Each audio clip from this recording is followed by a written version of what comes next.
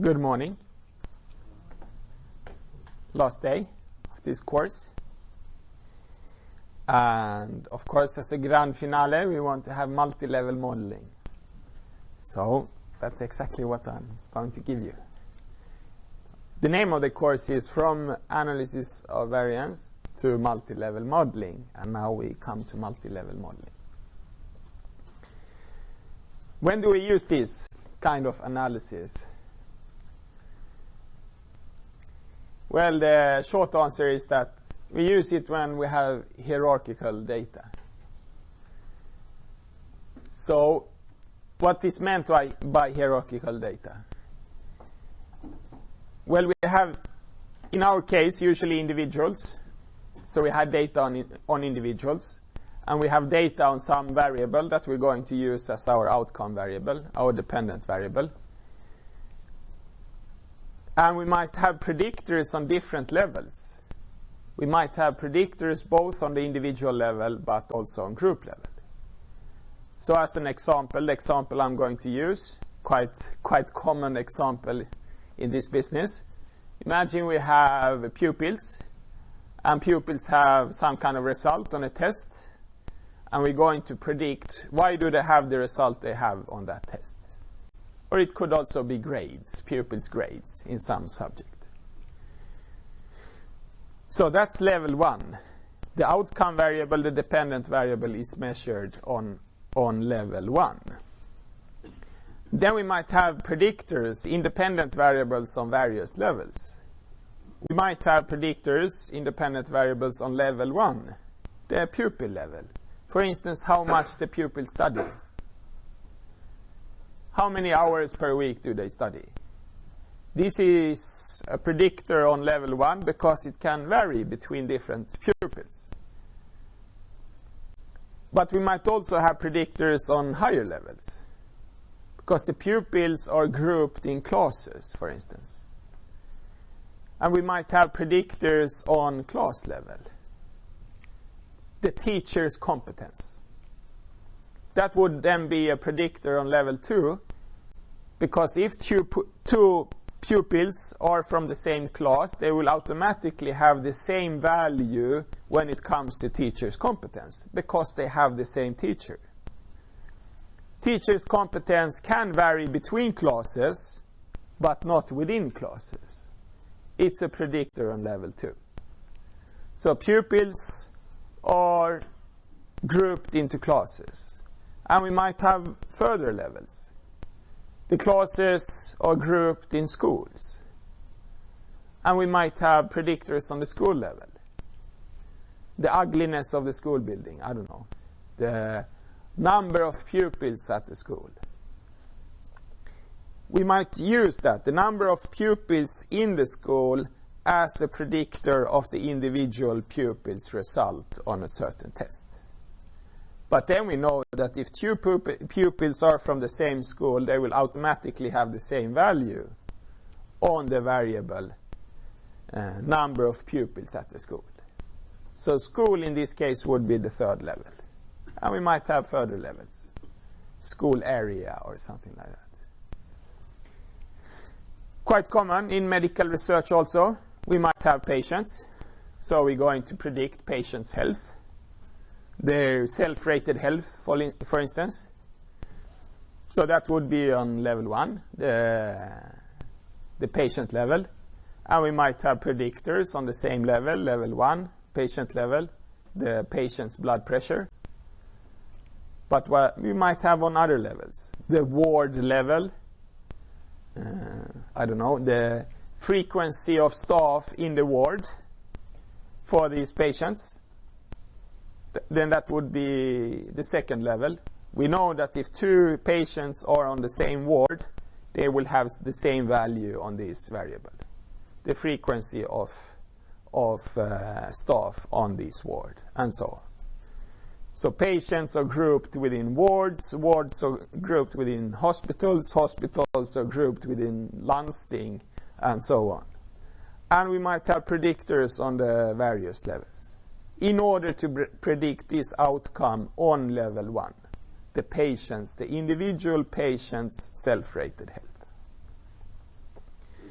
for level is from individual level to group level. Yes, and more aggregated data. That's hierarchical data. And usually, but it doesn't have to be like that. Usually it's strictly hierarchical data. Well, we're only going to speak about this. So every pupil is the member of only one class, and every class is only within one school, and so on. So it's strictly hierarchical. Every patient belongs to only one ward, and every ward belongs only to one hospital. Every hospital is only within one landsting, and so on. That's strictly hierarchical data. We might have something that is called cross-classified data also. Maybe we have, let's say, have patients as level 1, doctors level 2. Okay, but maybe the same patients have several doctors, so they're meeting several doctors. So it's cross-classified. Every doctor has several patients, but every patient might also have several doctors. In that case, it's not strictly hierarchical data. It's something called cross-classified. And it's possible to analyze data like that also. Dear child has many names. You can see various names on this kind of analysis. Random coefficients models, mixed effect models, that's what it's called in SPSS. We're going to conduct linear mixed models. I think this multi-level might be the most common name. Multi-level modeling, multi-level regression models, and so on. I guess there might be some kind of nuance differences between these various analyses. Or at least it might be that people use the different names for similar analyses within different research areas. But I guess they are more or less exactly the same analysis. We are only going to conduct linear multi-level modeling. So similarly as in linear regression, we have an outcome variable that is continuous. So we can speak about higher and lower values. But it is possible to conduct also logistic multi-level modeling. A bit more problematic. That's a new appliance in the SPSS. I have conducted a couple of those, but with R instead. And it takes the computer. Some of these analyses I put the computer on in the evening, and then I go to sleep.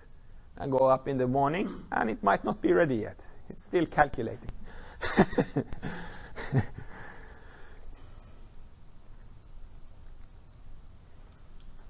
Fixed and random. That's what it's all about. That's what the word mixed modeling refers to. We have both fixed and random parameters in our models.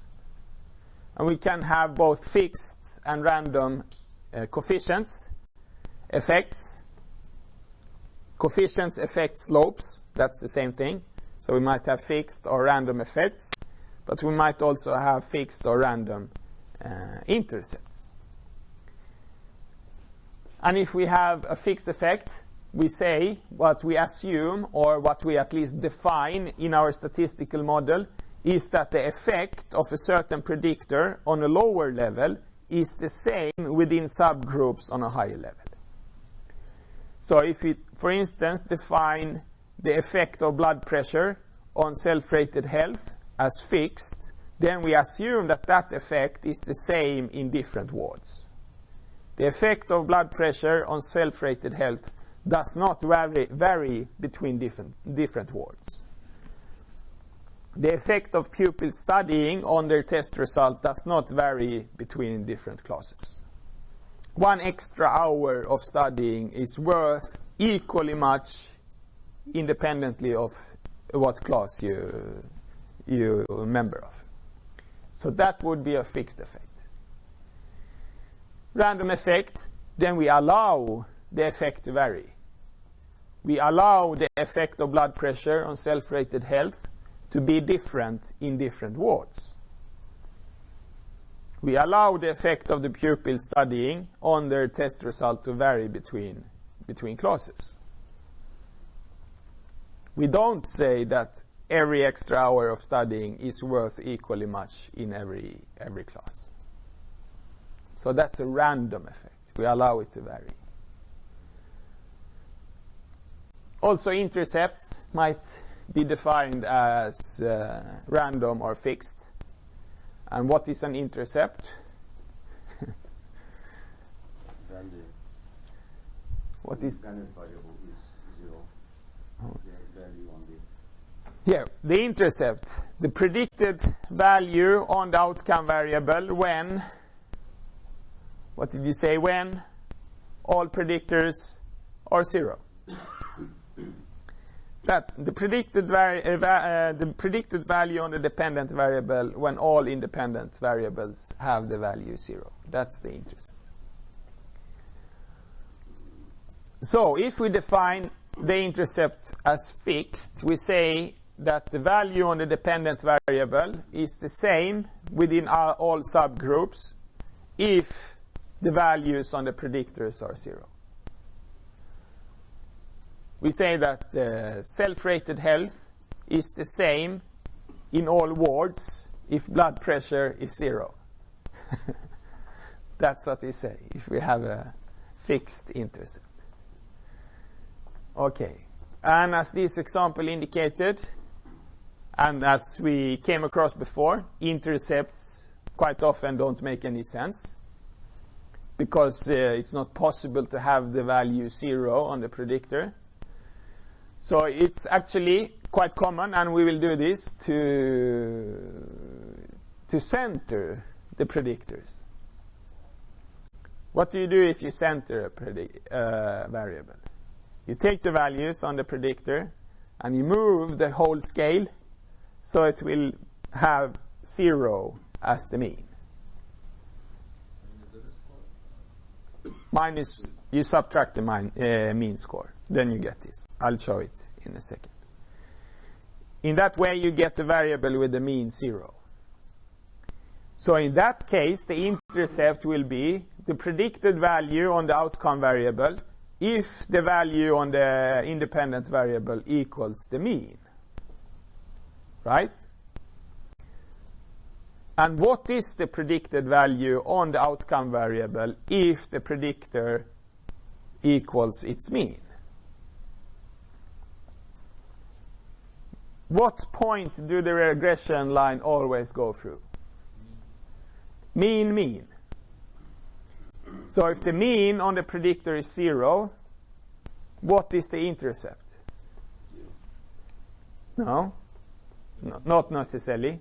If we haven't centered the outcome variable, the intercept is the same as the mean on the outcome variable.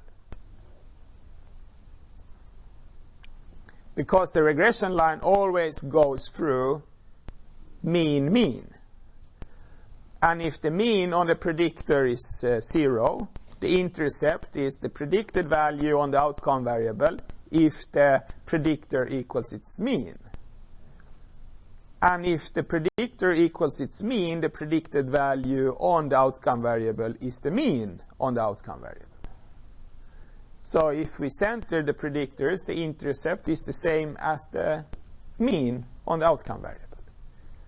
And of course, that is much more informative than, for instance, the predicted value on self-rated health if blood pressure equals 0, which it hopefully never does.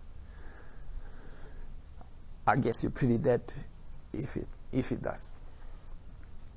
Okay, so if we have centered the predictor and we have a fixed intercept, what do we assume? What does our statistical model assume? It assumes that the mean on the outcome variable is the same in all subgroups. If we have blood pressure as our predictor and we have self-rated health as the outcome, and we have centered blood pressure and we have a fixed intercept, in our statistical model we assume that the mean self-rated health is the same in all wards. That's what we assume. If we instead have a random intercept, so we let the intercept vary between subgroups, and if we, in this example, have patients grouped within wards, if we allow the intercept to vary, we allow the mean self-rated health to vary between wards. We don't restrict it to be the same in different wards. Usually you do it like this. You start with fixed parameters. And then you add a random parameter. And you see, does my model fit improve if I let the intercept, if I let the slope vary? You try both of them. Yes, yes. You start with fixed because that's a simpler model. Then you add the random parameter and you see if the model fits, improves significantly. If it does, it's an indication you should have the random parameter in your statistical model.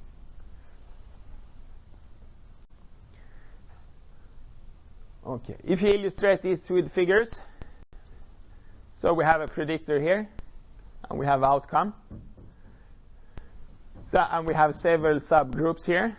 Imagine, for instance, this is blood pressure, measured on a strange blood pressure. The new blood pressure scale. And we have self-rated health there, and we have various wards here. Okay, if we have fixed intercept, fixed effect, we have one regression line. We apply one regression line.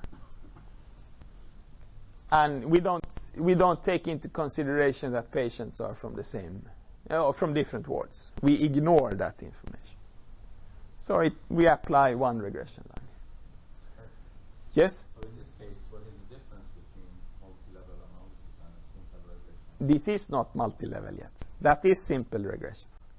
So is it true, is it correct to say that for doing multi-level analysis, we need to at least have one random parameter, exactly. Otherwise, it's just ordinary regression. So if we add a random intercept, then it's multi-level. Then we have one regression line for each subgroup. But they have to be parallel if we have fixed effect. They have to be parallel. So the slope of the regression line is the same in all subgroups. We allow the intercept to vary, but the slope has to be the same. Okay, and let's say we have centered this predictor value. So 0 is the mean. What do we have here? What is that, for instance? What point is that?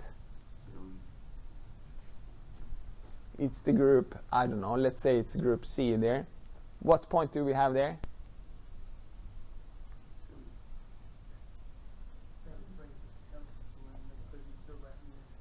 Yes, and let's, in this specific group, and let's say we have centered this predictor, so 0 is the mean. What is that? The mean of outcome in that group. And there we have the mean of the outcome in that group and so on. So we allow the mean on the outcome to vary between subgroups. But the effect of the predictor, the effect of blood pressure, for instance, has to be the same in all subgroups. If you would have a fixed intercept and random effect, it would be instead like this. The intercept is the same in all subgroups, but the slope can vary. I don't think this is very usual. Usually we go from here to there to there. But it's possible to have one like this also. Okay, so we say the intercept is the same. So if we have centered the predictor, we say the mean self-rated health is the same in all wards, but the effect of blood pressure on self-rated health might vary, might look different in different wards. And here we have both random intercept and random effect. Both the intercept can vary and the slope of the line. Slope of the regression line. So if we have centered the predictor, we say both the mean self-rated health and the effect of blood pressure on self-rated health can vary between wards. Which of these, let's assume we ignore that, which of these three will have the best fit to data? If we have a certain set of data, we fit these three models to the same data, which will fit the best? The last one, of course. If every subgroup is allowed to have their own regression line, and it can vary both in intercept and slope, of course we can fit more closely to the data compared with the two others. Of course, this one will have the worst fit. Worst fit, best fit. Do we lose something on the way? From there to here? Do we lose something?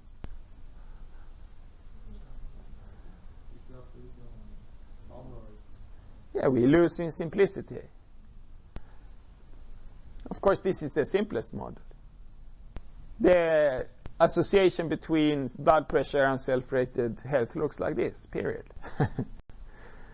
Here it's more complicated. Well, the association looks different for different wards.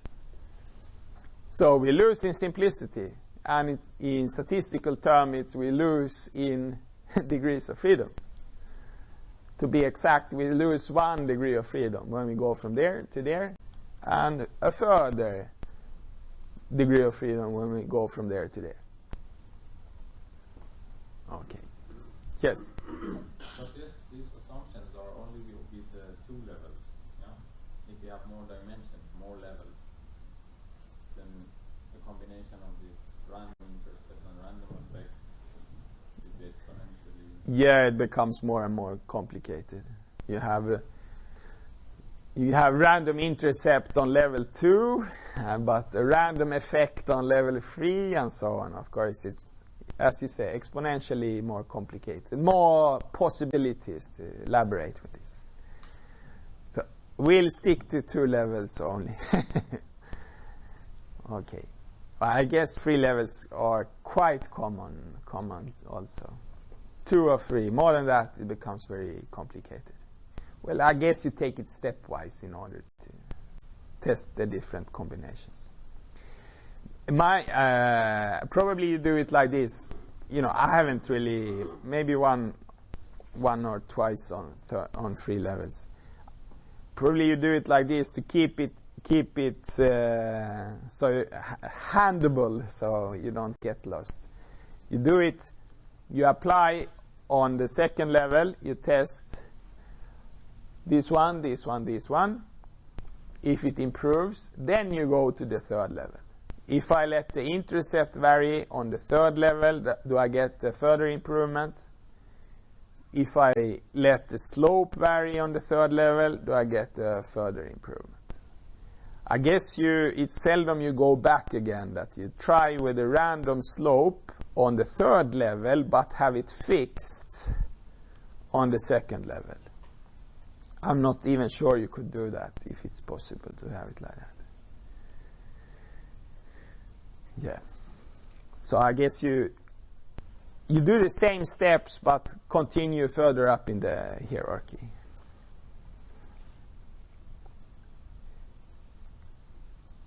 Centering, you do it like this. You have a variable. You calculate the mean on that variable. In order to center the variable, you take every individual value minus the mean. So centering is non-standardized standardization. Because what do we do if we standardize the variable? We do this. We take the value minus the mean, but we also do something more. Divide by standard deviation. And then we change the scale to a standard deviation scale. Here we keep the original scale, but we move it so it will have 0 in the middle. Of course, you can standardize also. It might even be better in some cases. So as an example, not a multi-level example, but here we predict person's weight in kilos from their height in centimeters. And we get these values. Regression coefficient 0.9. So what does that mean?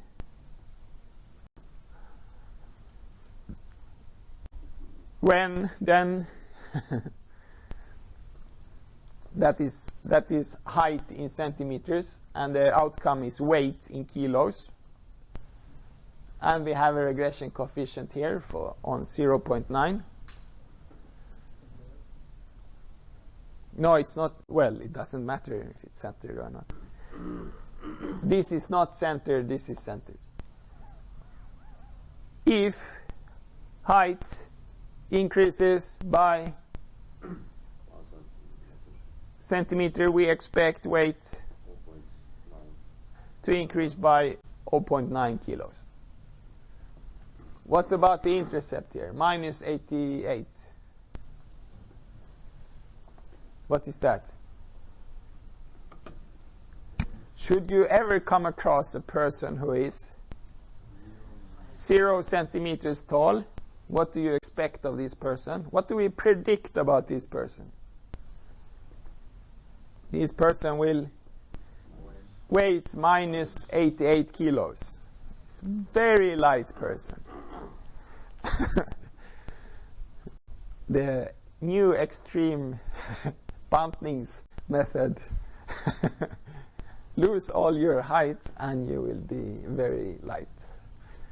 Okay. Here the same data, but height has been centered. And you see nothing happens with the regression coefficient. It's exactly the same. They get positive instead. 69. Yes. What is that? 69. When you centralize, you can be 0 centimeters. You can be 0 centimeters tall if height has been centered. What does it mean if you have the value 0 here on height when it's centered? How tall are you? 4.5. If we have height, and we center the variable with this formula. We take every person's height minus the average. So 0 means 0. The mean of the height. the mean of the height. So 69 is the predicted weight if you have a mean height. And what is the predicted weight if you have mean height? Mean weight. So now we know. In this data set, the mean weight is 69.3 kilos. Regardless how tall you are. No, not regardless. It's a predicted weight if you're of average height. And the predicted weight, if you're of average height, is the average weight. So we know 69 kilos. If we take all these individuals, I think they're like 250. Their average weight is 69.3 kilos. But we also know that the taller they are, the more they weight. Every extra centimeter is associated with an increase in weight by 0.9 kilos. Exactly the same as in the first case. So we get more, we get intercepts that make more sense if we center the predictors. But would that model would consider people is too fat or too thin? Or just assuming that average people is normal?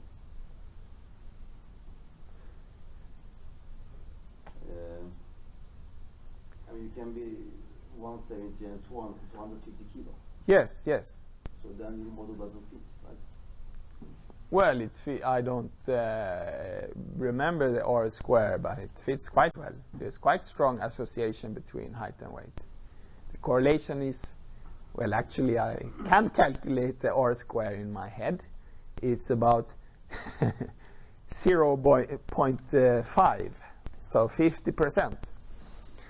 Because I know the correlation between height and weight is about 0.7. And if we square that, we get the R square. About 50% of the variance in weight can be explained by height. Of course, there are anomalies, people that weight too much to their height or too little to their height. Yes? Sensible interpretation for the intercept. Does this centering have any other advantage? Just for interpretation of the intercept, this center Yeah, it doesn't improve the fit. The R square and so on is exactly the same in the both models, so that doesn't change. Yeah, for the intercept, yes, that changes. But for the coefficient here, for the association, we have exactly the same values in the both cases. But when we conduct multi-level modeling, if we have centered the predictors, the intercept is the same as the mean. So by letting the intercept vary, we get a test of if the mean value on the outcome variable differs between subgroups. And that might be a more interesting test, more interesting information to get, than to get the information if the predicted value on the outcome variable, given that all predictors are 0, varies. Because that might be, well, nothing that really exists in reality. So in this case, for instance, if we had, let's have height as predictor of weight. I don't know which subgroups we would have. We would have, let's say, different countries. We have data from different countries. And we do a multi-level analysis of this. So weight and height are on the individual level, but individuals are grouped in countries.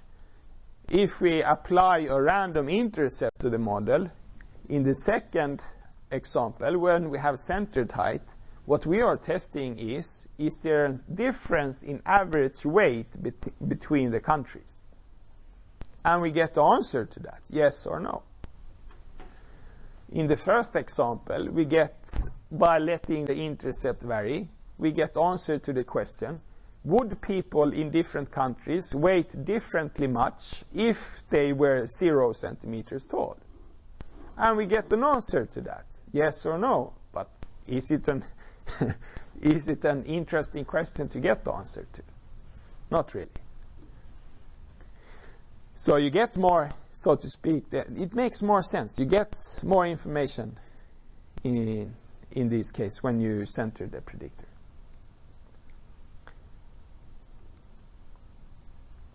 Okay, centering can be conducted in various ways, two main ways. Okay, I just mentioned. So here we have 18 persons within 3 groups. Okay. They have, let's say they are pupils, they receive different grades, and they study differently much. We can calculate the mean study time in each class. So let's say group 1 is class 1, class 2, and class 3. In class 1, the pupils study on average 3.5 hours. Class 2, 8.5, and class 3, 13.5. We can center this way. It's called grand mean centering. So we subtract the grand mean from each value. And the grand mean over all 18 individuals here is 8.5. So we take each individual's value minus 8.5. And we get the grand mean centered value.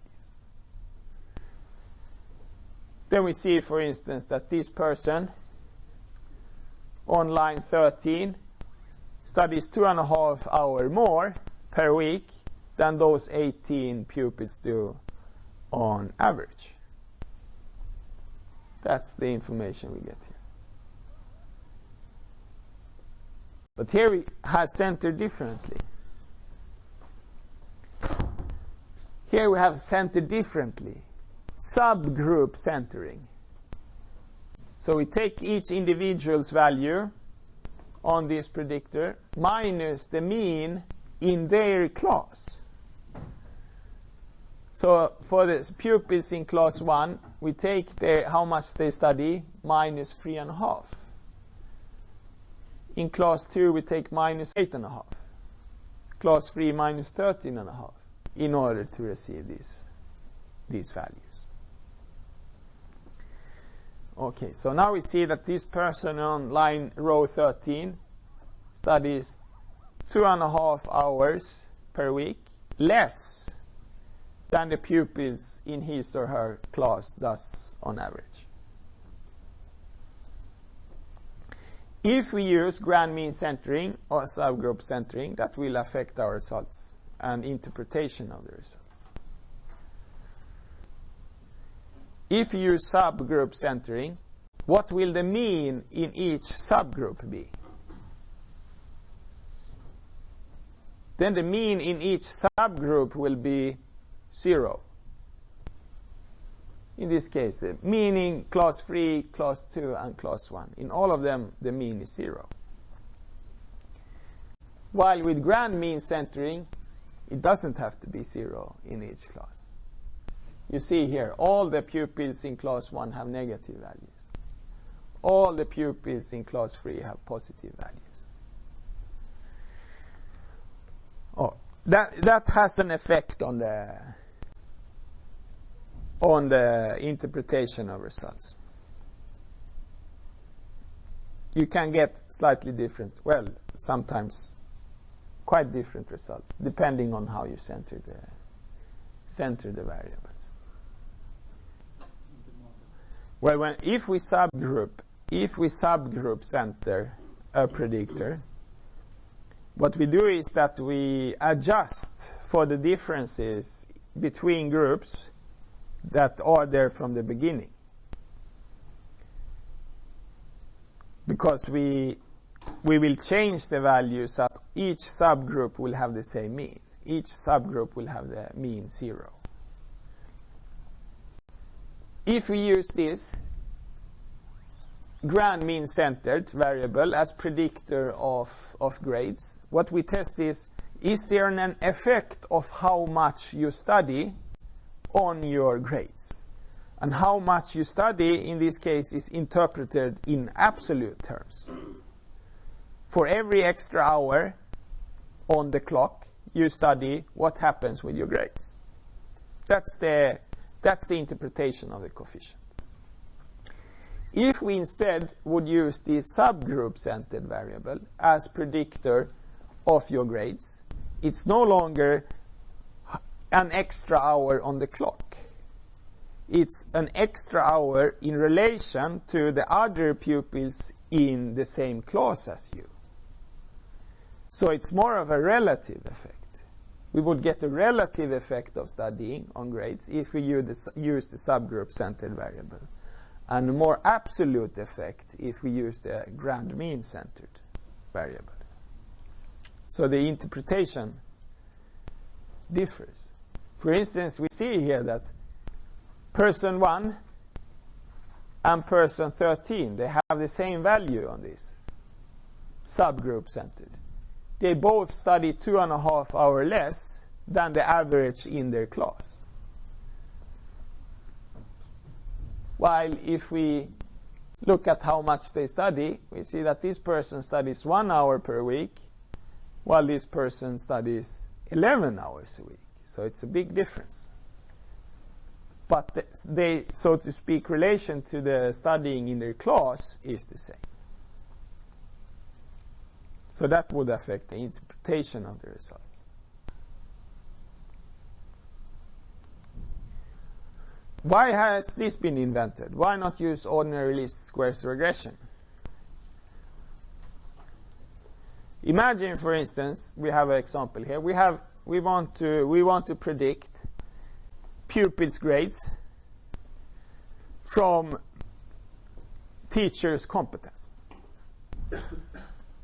So we have data for 300 students. We have their grades. And those 300 pupils, they are grouped within 6 teachers.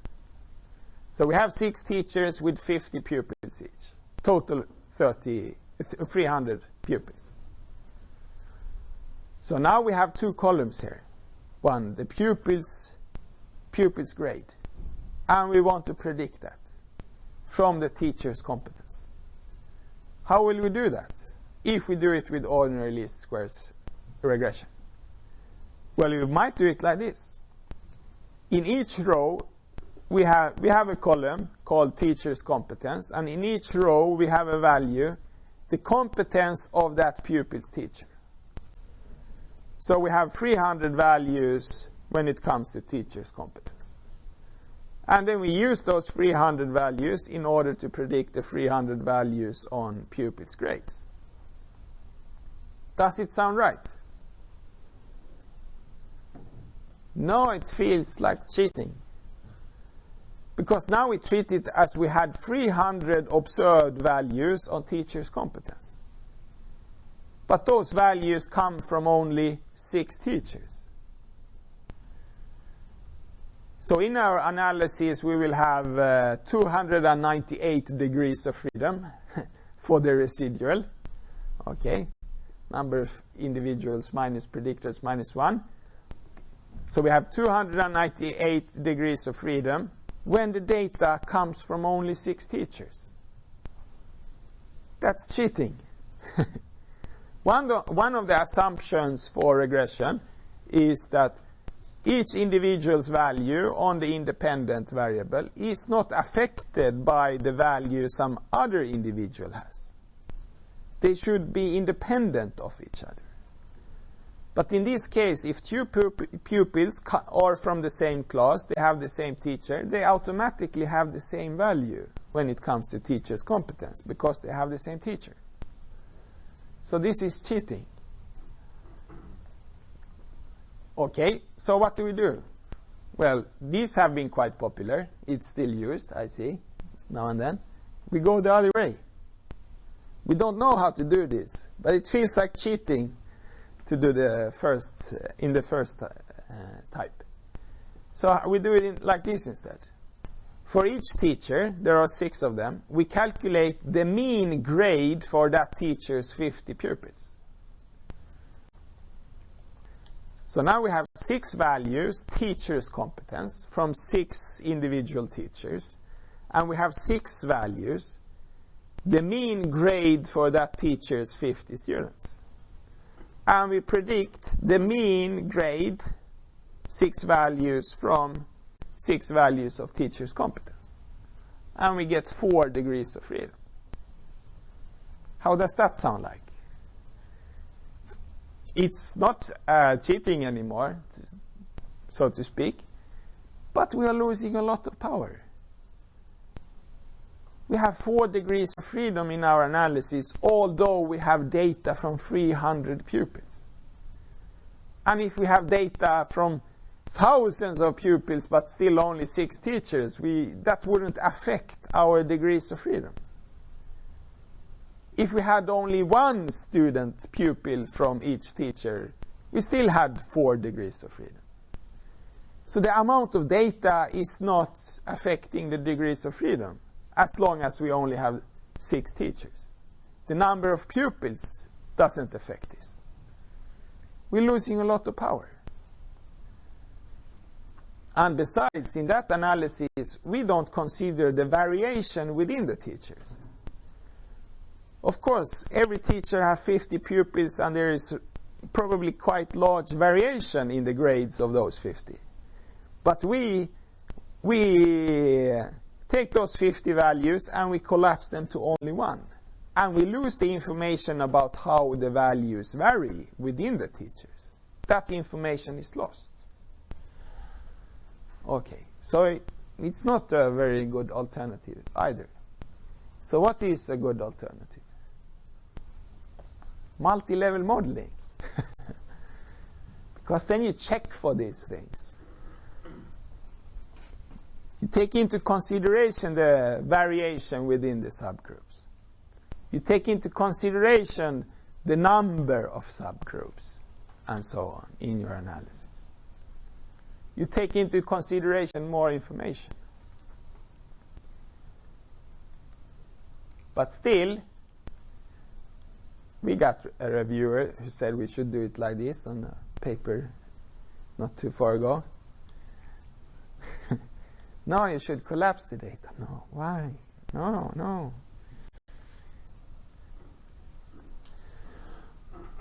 Okay, estimation method, as so often before, maximum likelihood is the base here.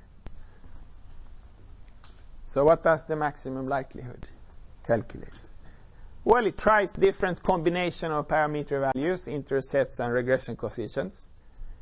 Of course, it sounds like it does this randomly, but of course there's some rule behind it.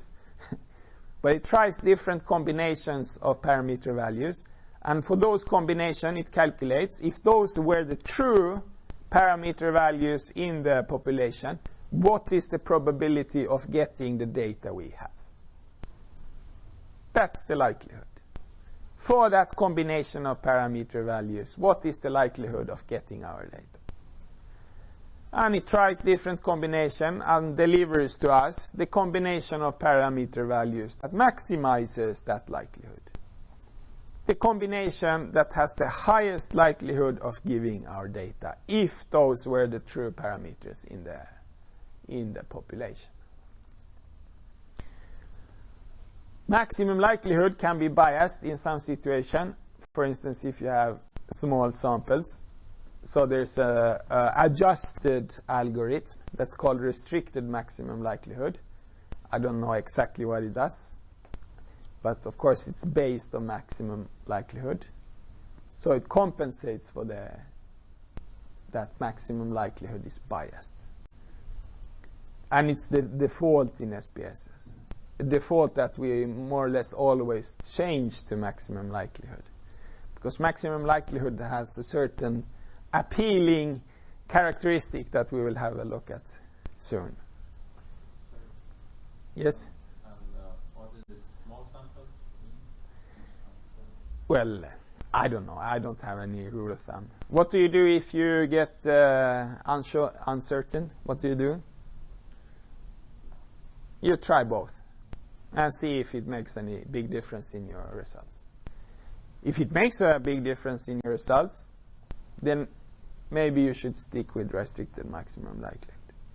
If it doesn't, well, then it might not make any difference, but then you might keep to the original, so to speak, the maximum likelihood. What was the difference between restricted maximum? I'm not sure about how the algorithm looks like for restricted, how it compensates for this. I guess it has something to do with the degrees of freedom. So something like it takes the maximum likelihood estimation and somehow involves degrees of freedom. Maybe sample size also into the analysis. Okay, this is how maximum likelihood. I was wondering, I showed you before for a dichotomous outcome variable. Then it kind of makes sense that we can do this. You could do it by yourself in Excel. But if we have continuous outcome variable. So here, for instance, I tried, this is also not multi-level, but if we have weight as a continuous variable and height as continuous, and we do this with maximum likelihood, well, that's the formula.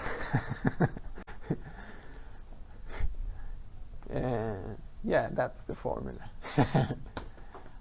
I have no idea why that gives likelihood, but it does. I checked with, compare with SPSS. We get the likelihood. So in this case, we have, of course, we have only one intercept, minus 100. That's the intercept. And regression weight. 1 more or less. I think I took a sub sample of my group, so it's a bit slightly different from the 0.88 and 0.9, but more or less the same. So those are the intercept, predicted weight if you're 0 centimeters tall, and the effect of weight, height on weight. So from those values, we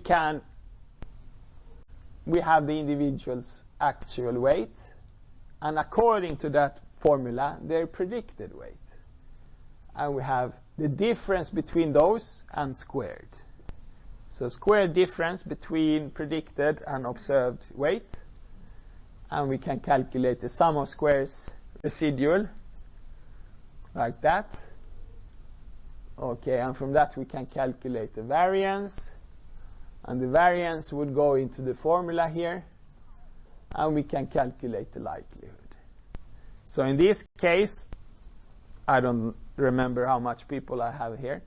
But if those were the true coefficients, true parameters in the population, the probability of getting a data set that looks like this, with these combinations of height and weight, with this number of individuals, that likelihood is estimated to 1.2 multiplied by 10 raised to minus 79.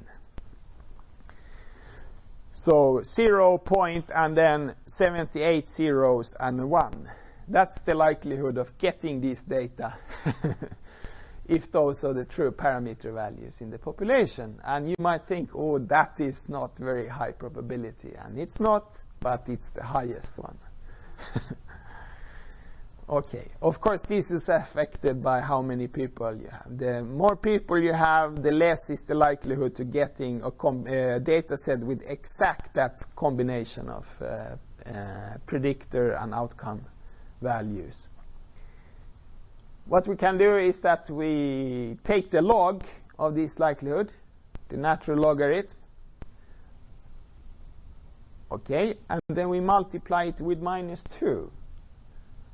And we get something called the -2 log likelihood.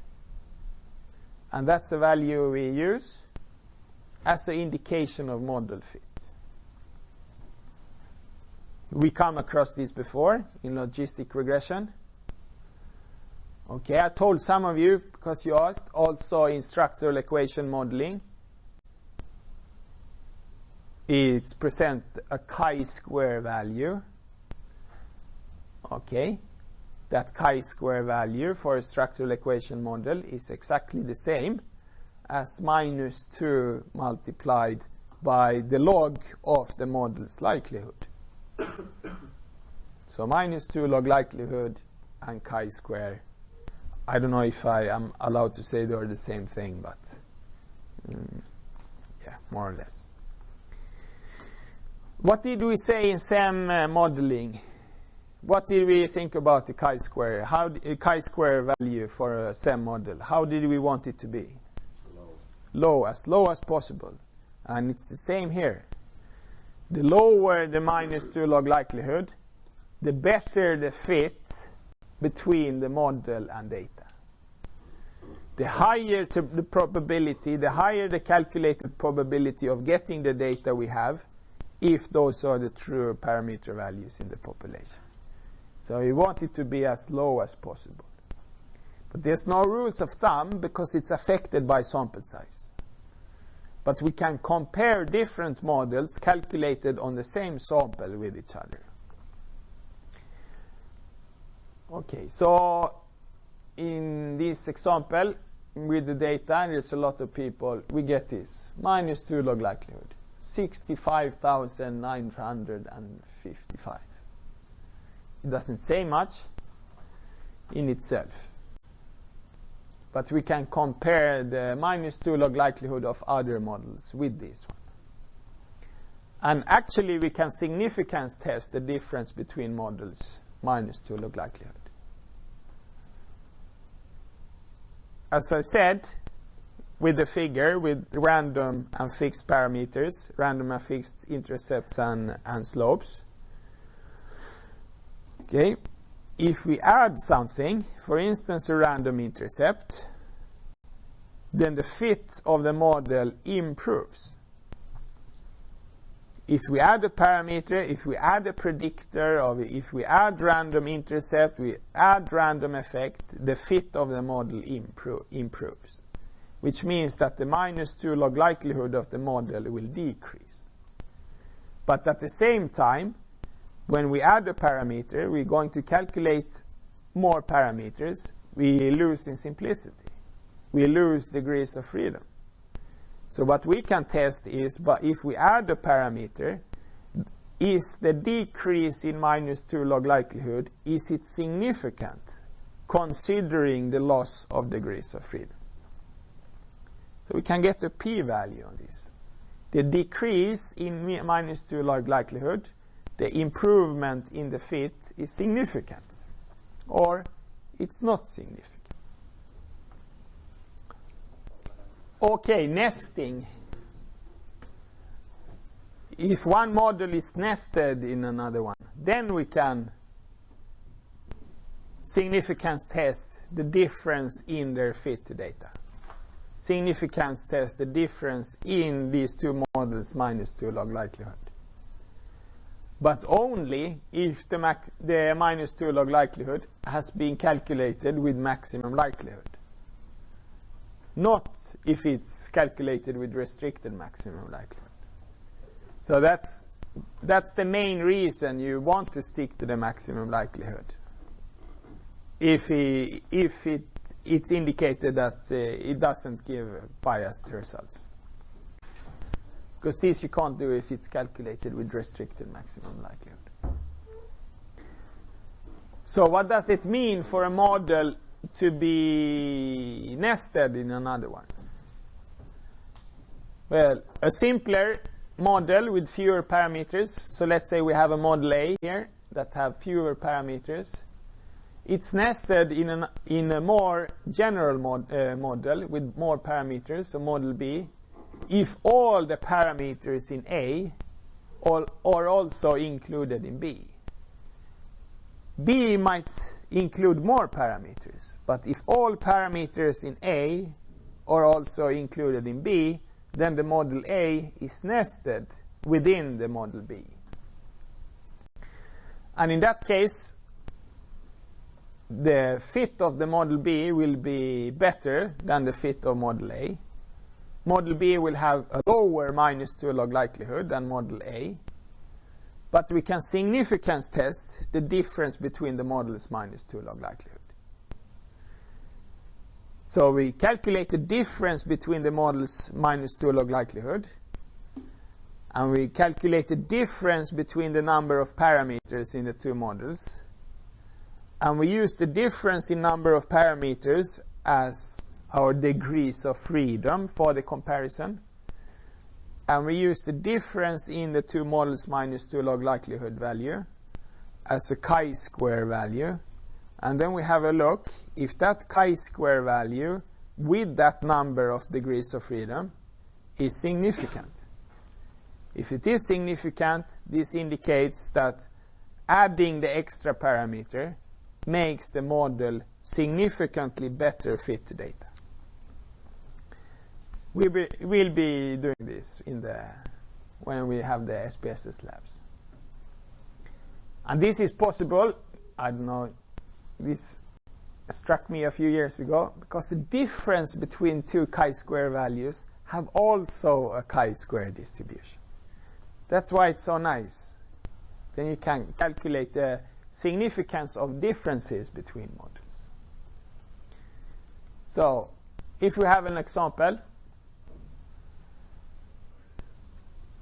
we have 4 models here.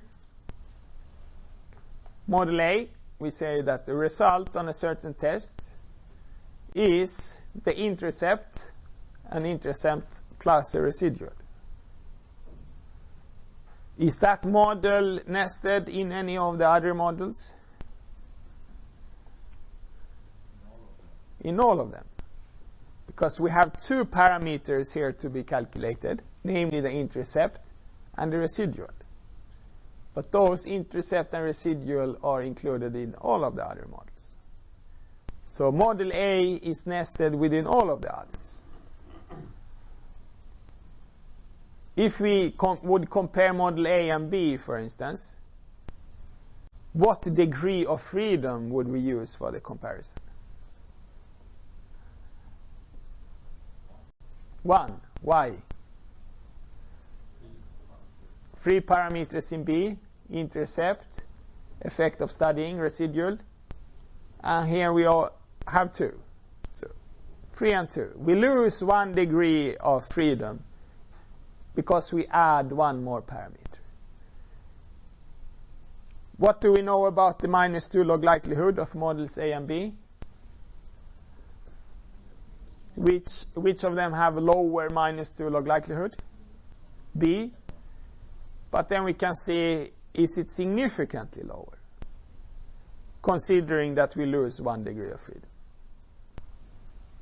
And chi-square at the 5% level, that 1 degree of freedom, the limit is 3.84. So if the -2 log likelihood of model B is 3.84 or more, lower than that's for model A, then model B is significantly better fit to data than model A. Okay. From model A to model C, we lose 2 degrees of freedom. So we would look in a chi-square distribution with 2 degrees of freedom if the improvement in fit is significantly better in C compared with A, and so on. So model A is nested in all of those 3 others. Model B, is it nested in any of the others?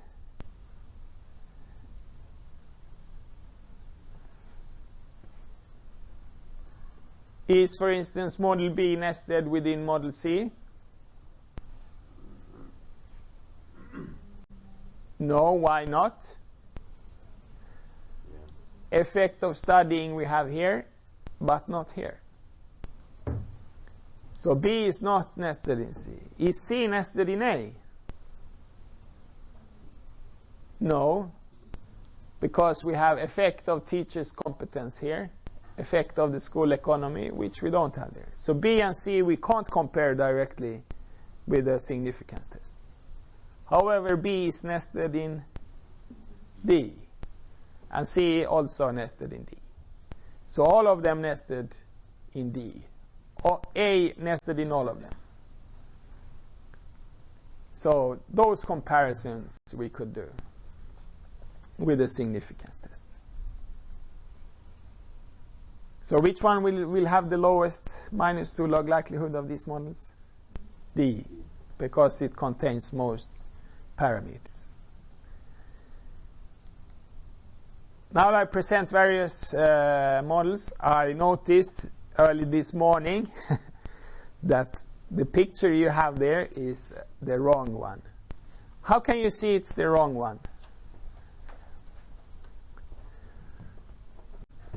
Have a look at teacher's competence in your figure there. Why is it strange?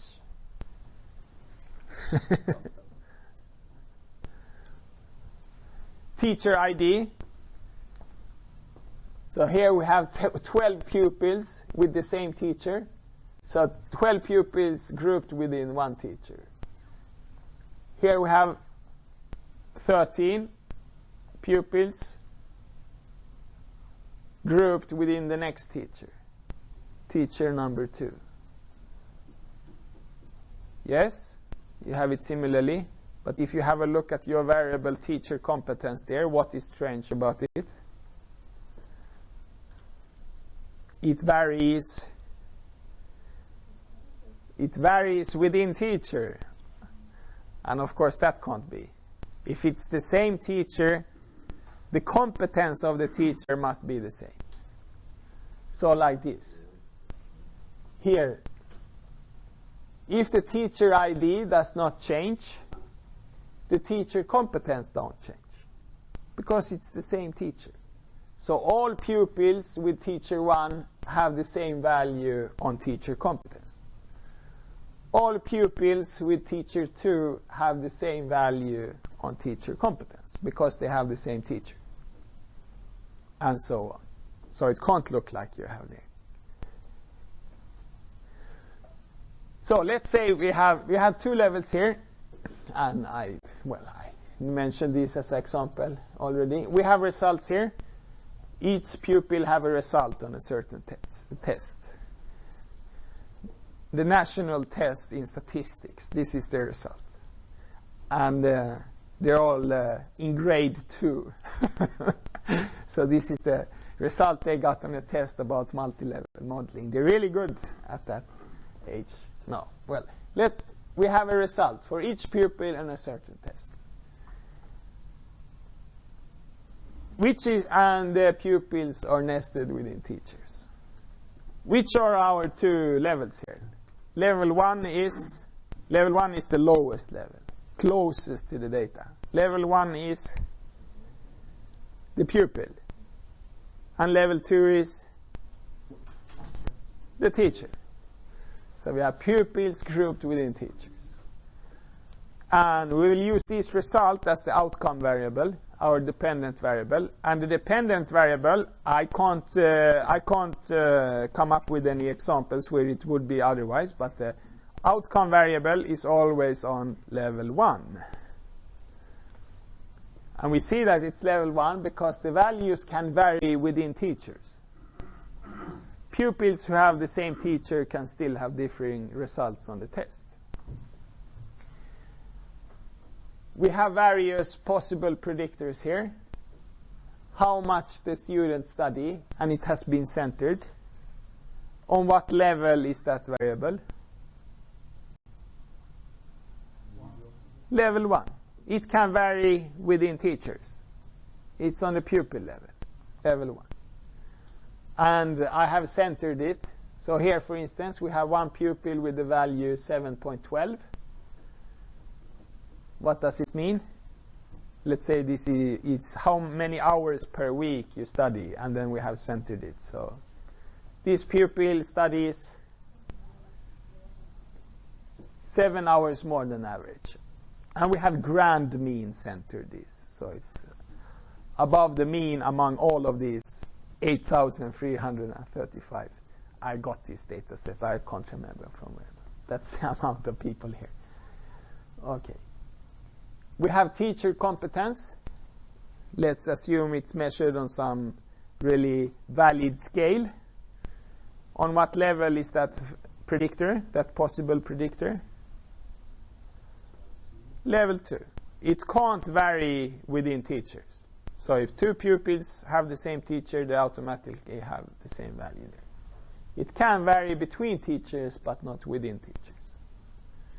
And we have centered it. So this teacher here, teacher with ID 2, has a value that is 8.9 below the average for all teachers in this data set.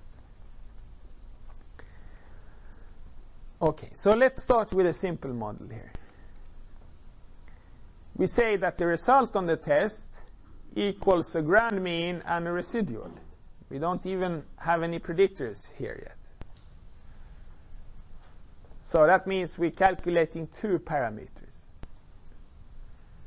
Okay, we might not usually start with a simple model like this, but one question we get to answer to here, is there any variance at all in the result? Or could we assume that all pupils have the same result? Could we assume that the mean residual in the population is 0? Meaning that there is no variance in the result in the population. There is nothing to predict. If you get the answer, there is no variance, then you stop there. There's nothing to predict. So what we do here, we could ignore this actually, it has nothing to do with it. We have a grand mean here, and we say that this is the predicted value for our pupils. We predict that all pupils have the same results and the mean. So now we calculate how much the individual scores, the individual values, how much they deviate from this these mean, these predicted values? And we get the answer, is the variance in result 0? Does it not significantly differ from 0? Can we assume that there is no variance in the result in the population? What do you think? Looking at this figure, does it seem like a good model to say everybody has a value result that is equals the mean? No. There seems to be a bit of residuals here, unexplained variance. Okay, we get parameters, fixed effects. We get grand mean, an intercept here, and it's the same as the grand mean. So the mean result among these 8,335 pupils is 49.3. That's the mean result. Okay, we get the p-value here. It's significant. How do we interpret that? The mean result differs from 0. Might not be very interesting, because often you might have an outcome where 0 is not an interesting value. So it's not really interesting. But we get the residual here, a residual value, and that is the same as the variance.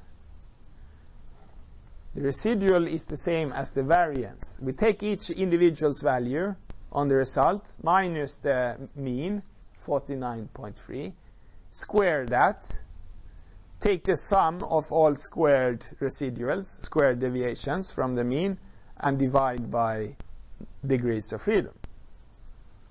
Number of individuals minus 1. And we get this. So that's the variance in the result.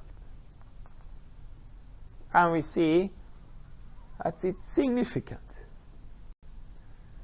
So there is a significant amount of variance in the result. We can't assume that the variance is 0 in the population. There is something to be predicted here. There is something to be explained. So let's try to explain why this variance. Why is there differences in the result?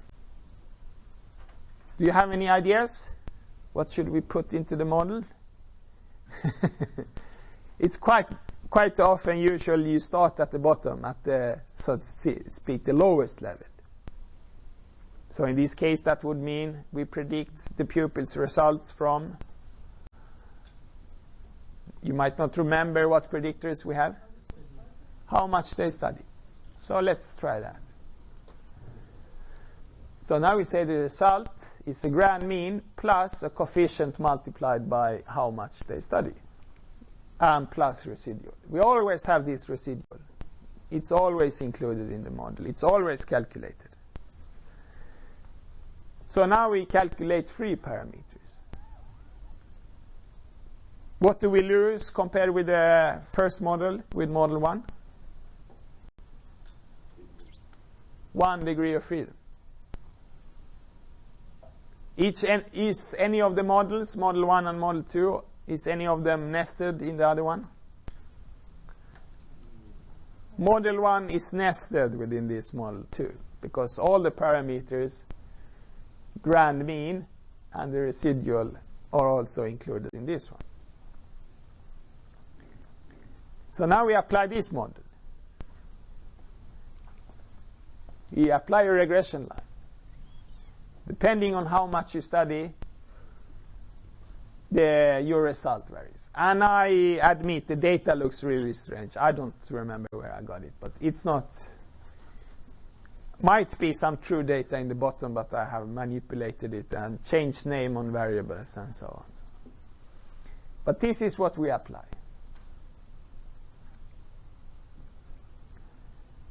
In the first model, we had the minus 2 log likelihood of 65,955. Now we have 64,580. So it decreases with 1,375. And we lose 1 degree of freedom, because this model have one extra parameter compared with the first model. A chi-square value of 1371 with 1 degree of freedom is very significant. 3.84 is the limit on 5% level. So this is significant beyond the imaginable. Okay. How do we interpret that? What happens with the model when we add study as a predictor? Instead of saying that the result is the same for all pupils, we say that it's affected by how much you study. What happens with the model? We lose 1 degree of freedom, but at the same time, minus 2 log likelihood decreases a lot, meaning that by letting the result be associated with how much you study, the model fit improves. It improves significantly. So this model is significantly better fitted to data than the first model. Okay, we get some p-values. We get the F table here. You see that both the intercept and the effect of studying there is both significant. That is, usually those two go hand in hand. If you add a parameter and the model becomes significantly better fitted to data, then of course that predictor, that parameter should be significant. So it's like calculating the same thing but in two different ways. Now we get our parameters here. The intercept has not changed. It's exactly the same.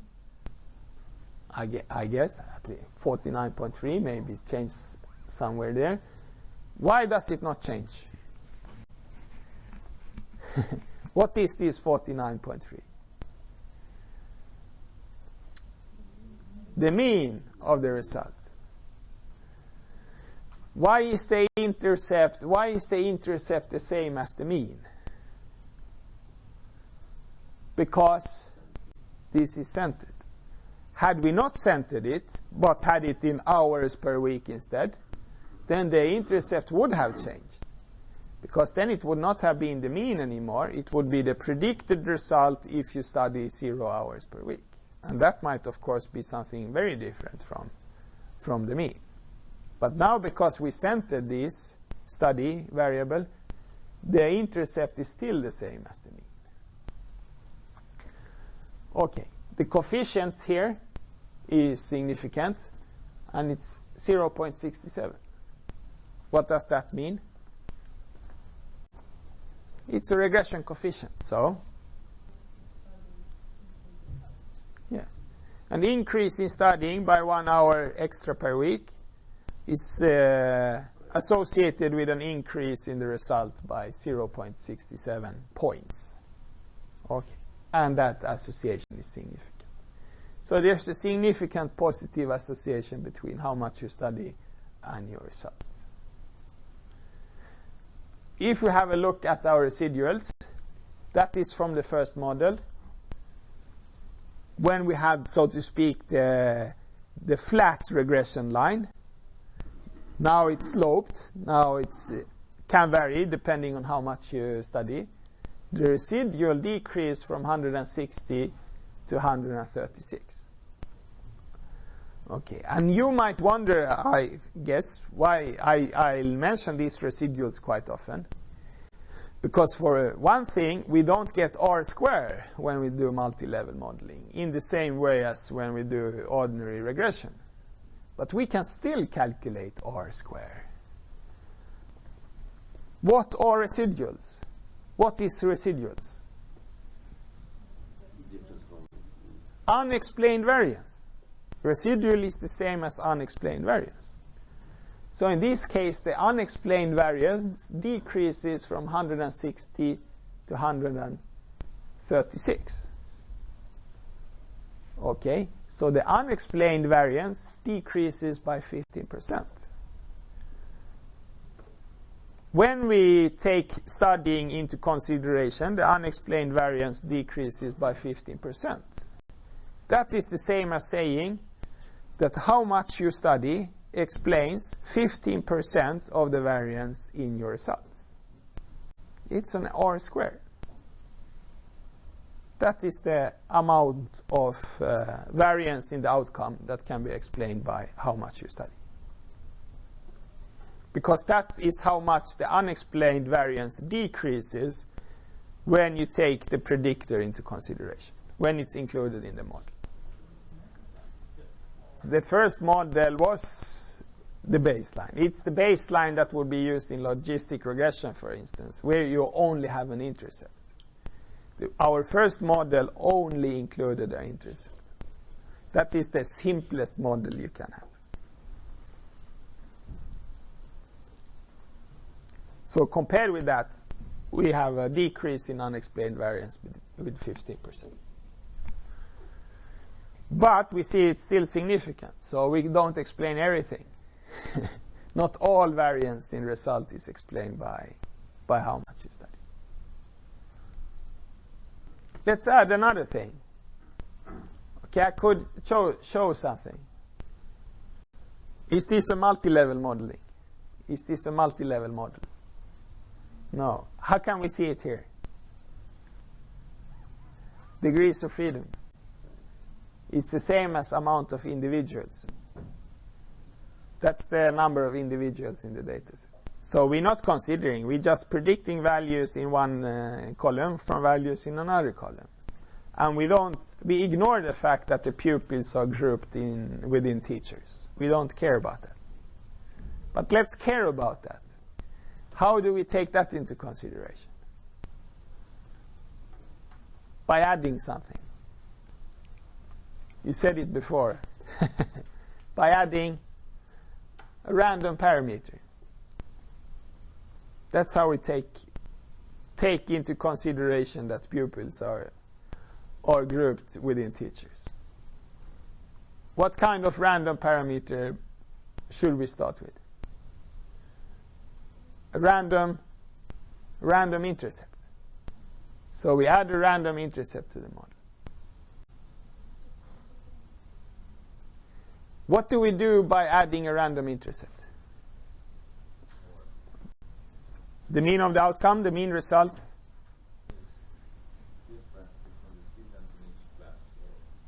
Yes. If you have the same teacher, you're in the same class. So right now we are assuming that the mean result is the same in all classes. It doesn't vary between teachers. But we add a random intercept, then we let the intercept vary between classes. We don't assume, we don't restrict the mean to be the same in all classes. So we add a random intercept here. Do we lose something by adding a random intercept? Well, we have to calculate one thing more, namely the variance in the intercept. As we talked, a random parameter is nothing else than a measure of variance. So in this case, we will measure variance in the intercept. If there is significant variance in the intercept, it means the intercept varies significantly between different classes. And if we interpret the intercept as the mean, then this tests if there is a significant difference in the mean result between different classes. It's actually not exactly what we do. That would be the case if we had subgroup centered our study predictor here. So, okay, I'll take a little skip over that. Bit of a problem. But, okay, so we test if there's a difference in the mean result between classes. What analysis is that? Something we came across. Anova. It's the same as an Anova. We're doing an Anova here. we're having a look if there is a variance, differences in the mean result between teachers. Isn't that nice? Suddenly we have Anova included here. Okay. So we let the intercept vary. Here's the intercept. We let the intercept vary between classes. So every class, so to speak, every teacher get their individual regression line. But the slope has to be the same. But the intercept can vary. What will happen with -2 log likelihood compared with if we have only one line? Of course it will decrease. Of course we can fit these lines better to data compared with if we only have one data. Of course the residuals will become smaller because now we calculate the deviation from the regression line for that class. And of course we can fit those better to the data compared with if we have to have the same regression line for all classes. So the -2 log likelihood will decrease, but we're going to calculate one measure of variance, so we lose 1 degree of freedom. Because we're using the same data to calculate one more parameter. We lose 1 degree of freedom. You see the similarity with structural equation modeling. We have a degree of freedom for the model. If we add one more parameter, we lose 1 degree of freedom. It's the same here. So we lose 1 degree of freedom, but we gain a decrease in -2 log likelihood by 146. And the chi-square value of 146 with 1 degree of freedom is highly significant. So we have a significant improvement in the model's fit to data. I'll skip the box with fixed intercept, although there would have been one interesting thing to notice there. Namely, the value of the intercept, the value of the coefficient of the effect of studying, or at least very close, exactly the same as in the last model. Okay, it's strange, but what difference would have been noticed in this model compared with the first model when it comes to the fixed effects? Degrees of freedom. Now it wouldn't be 8,335 degrees of freedom for the intercept anymore, because now we take into consideration that these amount of pupils are grouped within a smaller number of teachers. Okay, we'll see that in a while. Before we had 130 in the first model, in the model 2. In the previous model, we had 135 in residuals. We still have 135 in residuals. But the residuals are now in two different parts. One that is called residual, and one that is variance in the intercept. Okay. If you add those together, if you sum them, you will get exactly the same as the residual in the previous model. It's just been divided into two separate parts. What is this residual now? It's unexplained variance in the result when we take into consideration that pupils come from different classes. So it's a measure of the variance within the class. And this variance in the intercept is a measure of the variance in result between the classes. So variance within the classes, variance between the classes. If we take the sum of those, the whole variance. Not completely like that, because we're now taking into consideration that the effect of study. So in this case, if we calculate, 94% of this variance is within the classes and 6% is between the classes. 94% of the variance in results that cannot be explained by how much you study is within the classes, and 6% of it is between the classes. So it's like a hierarchical regression analysis. First we add how much you study, and we explain 15% of the variance in the result. Now we add class membership, and we explain a further 6% of the variance in the results. Yes. I didn't consider that, but we can say it like that. Yes? Question. But this procedure could be done for any dichotomous variable in any simple regression model that we have used, like gender, for example, or...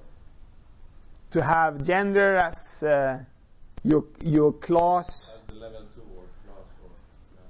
Yes. But Different. Yes. Sometimes you might wonder, should I use this as a predictor, a categorical predictor, or should I use it as a grouping variable on a higher level? I asked that myself a few times. And I think you could look at it this. If you want to see the effect of something, if you want to see the effect of gender on your outcome variable, then it's not a grouping variable. Then it's a predictor. Then it's a predictor on the individual level, not a grouping variable on a higher level. This is the case in an ordinary regression. Yes. In this case, we have pupils in classes.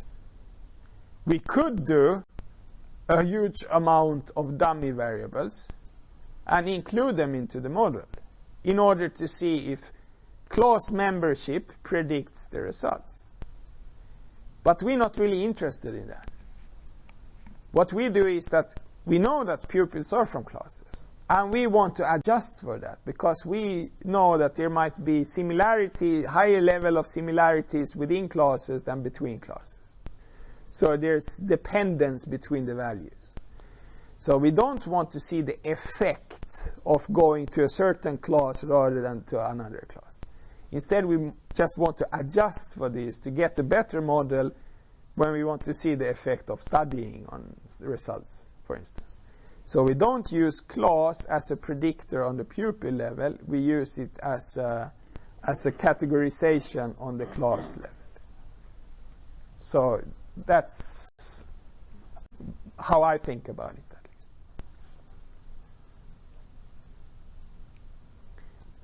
So we had significant variance between classes in the mean result. We can't assume that the mean result is the same in different classes. What comes up to your head now? The question, why? Why is there a difference in mean result between classes? And we might want to explain that. Why is there variance in the result between classes? Why isn't the mean result the same in all classes? So we want to try to explain that. So what will we add to the model? A new predictor. A new independent variable. And if we want to explain variance between classes, between teachers, on what level should that predictor be? Level 2. On the teacher level. Differences between teachers is explained by predictors on the teacher level, not on the pupil level. So now we try to explain this, so we add a predictor on level 2, on the teacher level. And in our data we have only one, the teacher's competence. So let's see. Now we get interested here. Why? Can we explain this? Can we explain it by teacher's competence, for instance? So we add teacher's competence as a predictor in this model. So now we're up to five parameters to calculate. Minus 2 log likelihood decreases by 68.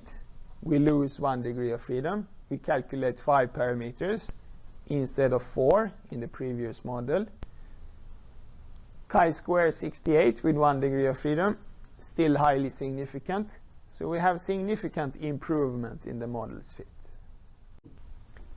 We see that all the coefficients here are significant, both how much they study, the effect of studying, and the effect of teacher competence. And one thing that makes me happy all the time is, look, the intercept is still exactly the same. Because we have centered both studying and teacher competence. So it's the predicted value on the outcome when both predictors are 0, which means both of them are equal to the mean, and then the intercept is the same as the mean on the outcome variable. Okay, both coefficients are significant, so both have an association with the test result. But how do we interpret them now? Okay, something strange happened here. I don't know if you remember, but okay, let's ignore that.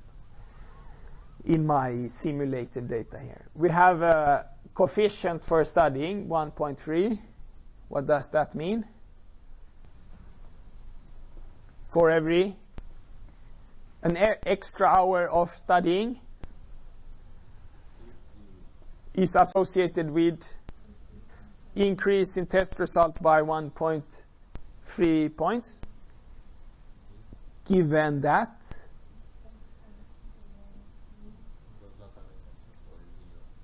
no, that's when you have an interaction. We don't have any interaction. So now it's given that teacher competence is kept constant. Given that we keep teacher competence constant, an increase in studying by 1 hour is associated by an increase in test result by 1.3 points. What you're saying now, given that the other predictor is 0, that is the interpretation when we have two predictors and their interaction in the model. If you only have a bunch of predictors but no interaction, it's the effect of that predictor when all other predictors are kept constant, not to the specific value 0, when it's kept constant.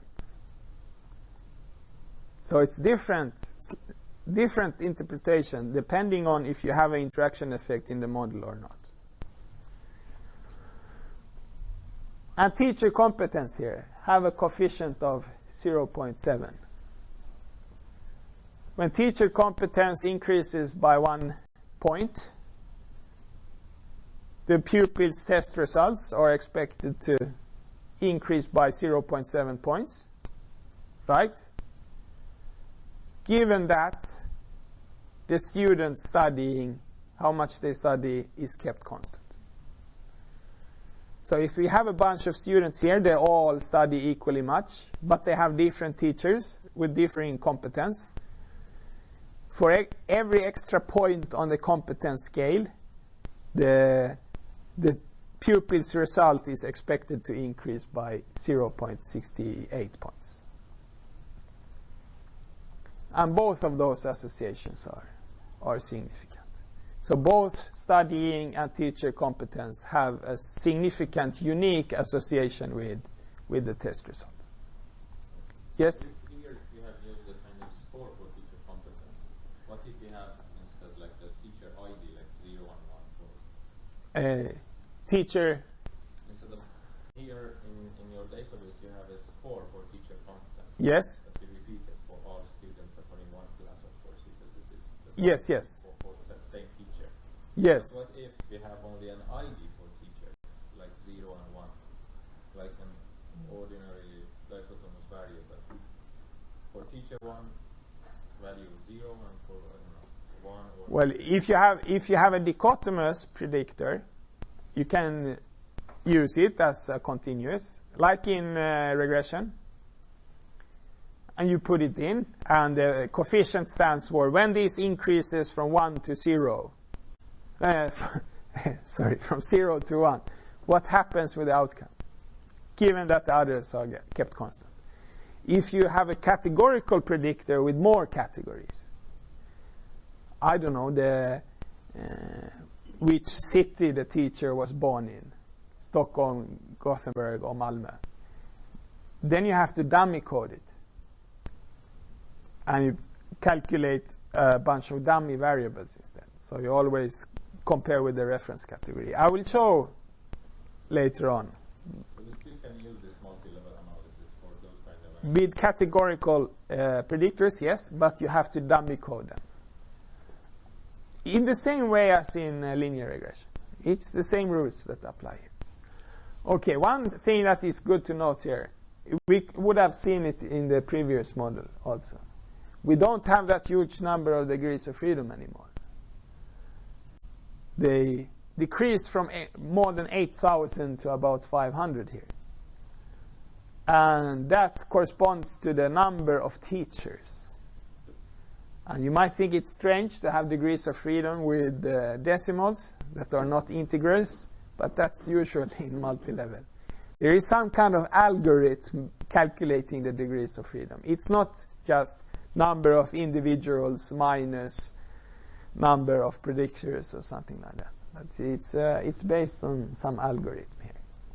But in this case, it corresponds closely to the number of teachers in the dataset, rather than, as it was before we had random parameters, to the number of pupils. So, teachers' competence have an effect on the pupils' result. This is from the previous model, where we did not have teachers' competence. And we had variance in the intercept here. And now the variance looks like that instead. So it decreases from 8.15 to 6.1. So it decreases by 25.6%. What does that mean?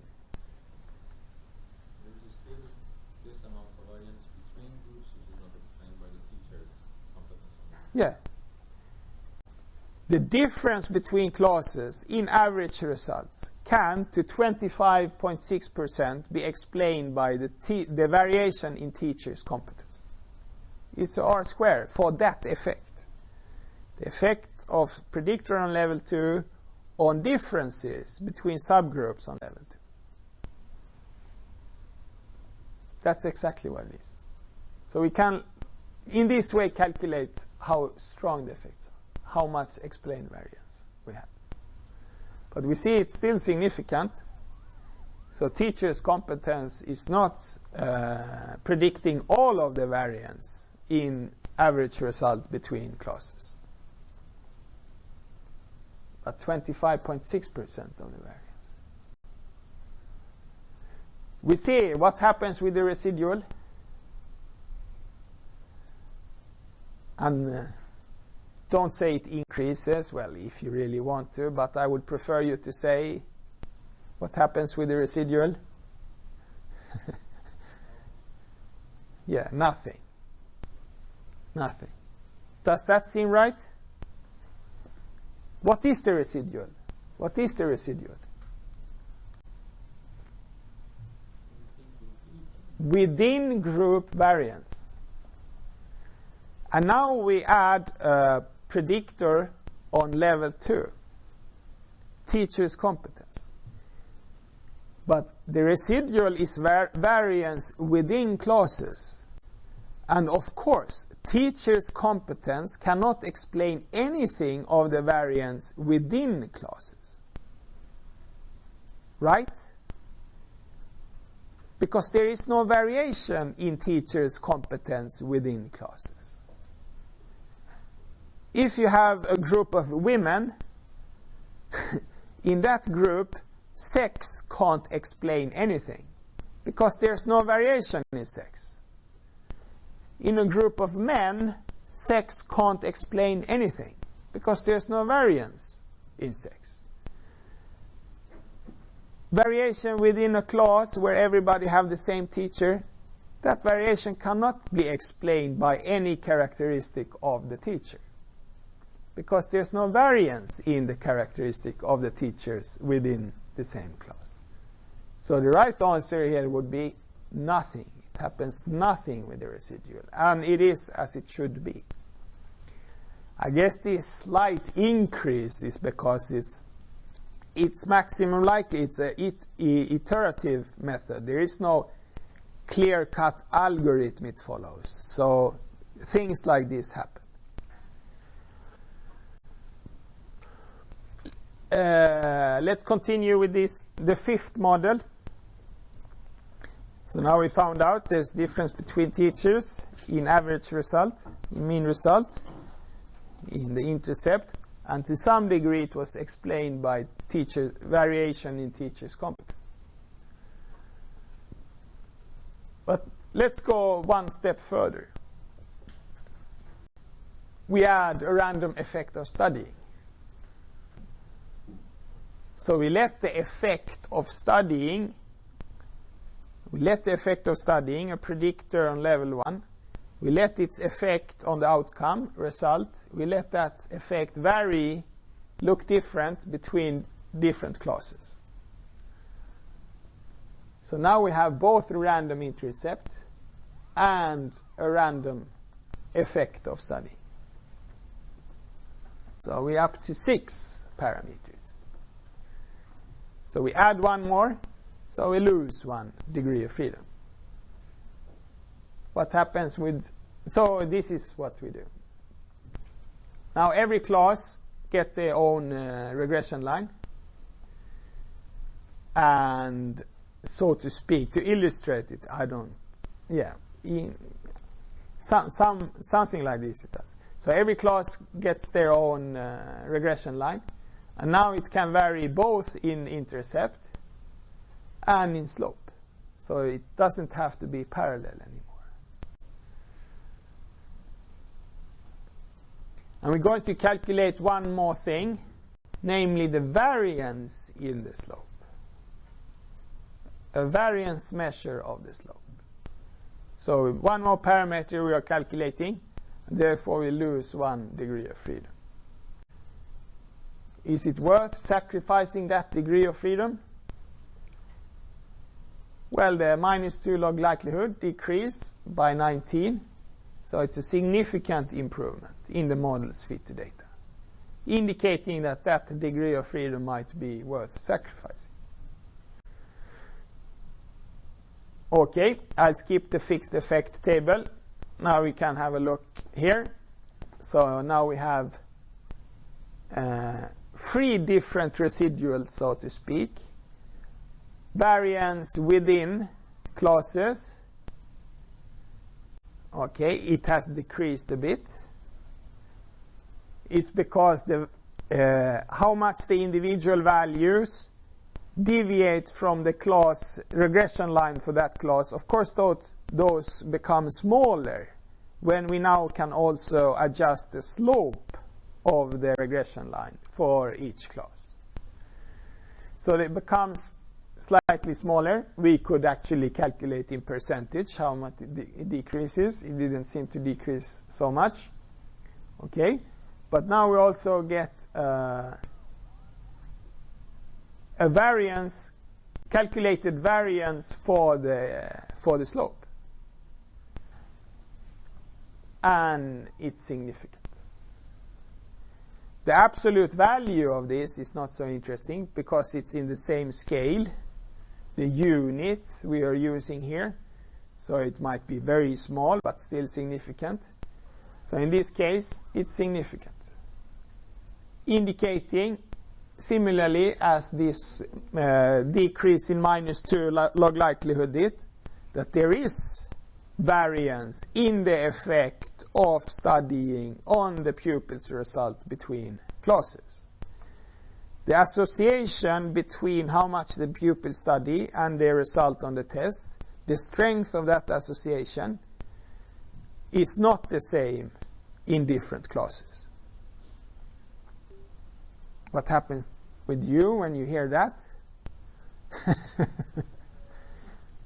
As researchers, as scientists, you ask yourself, why?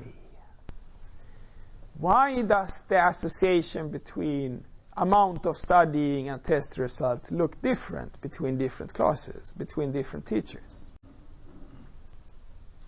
How could we try to explain that?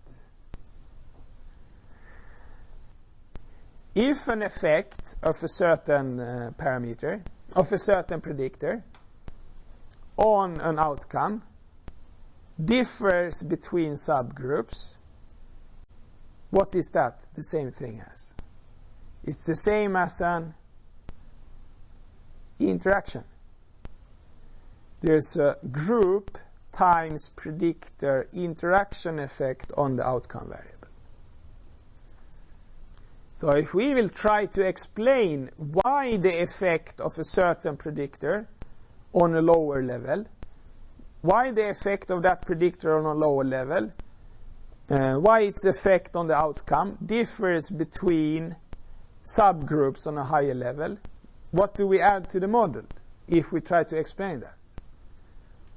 We add an interaction between the predictor on a lower level and another predictor on higher level. So if we, for instance, in this case, want to explain why does the effect of pupil studying, predictor on level 1, on their result, level 1, vary between classes, between teachers, we might try to explain this by adding to the model an interaction between the pupils studying and teachers' competence, in order to see, is this difference in the effect of pupils studying on their result dependent on the teacher's competence?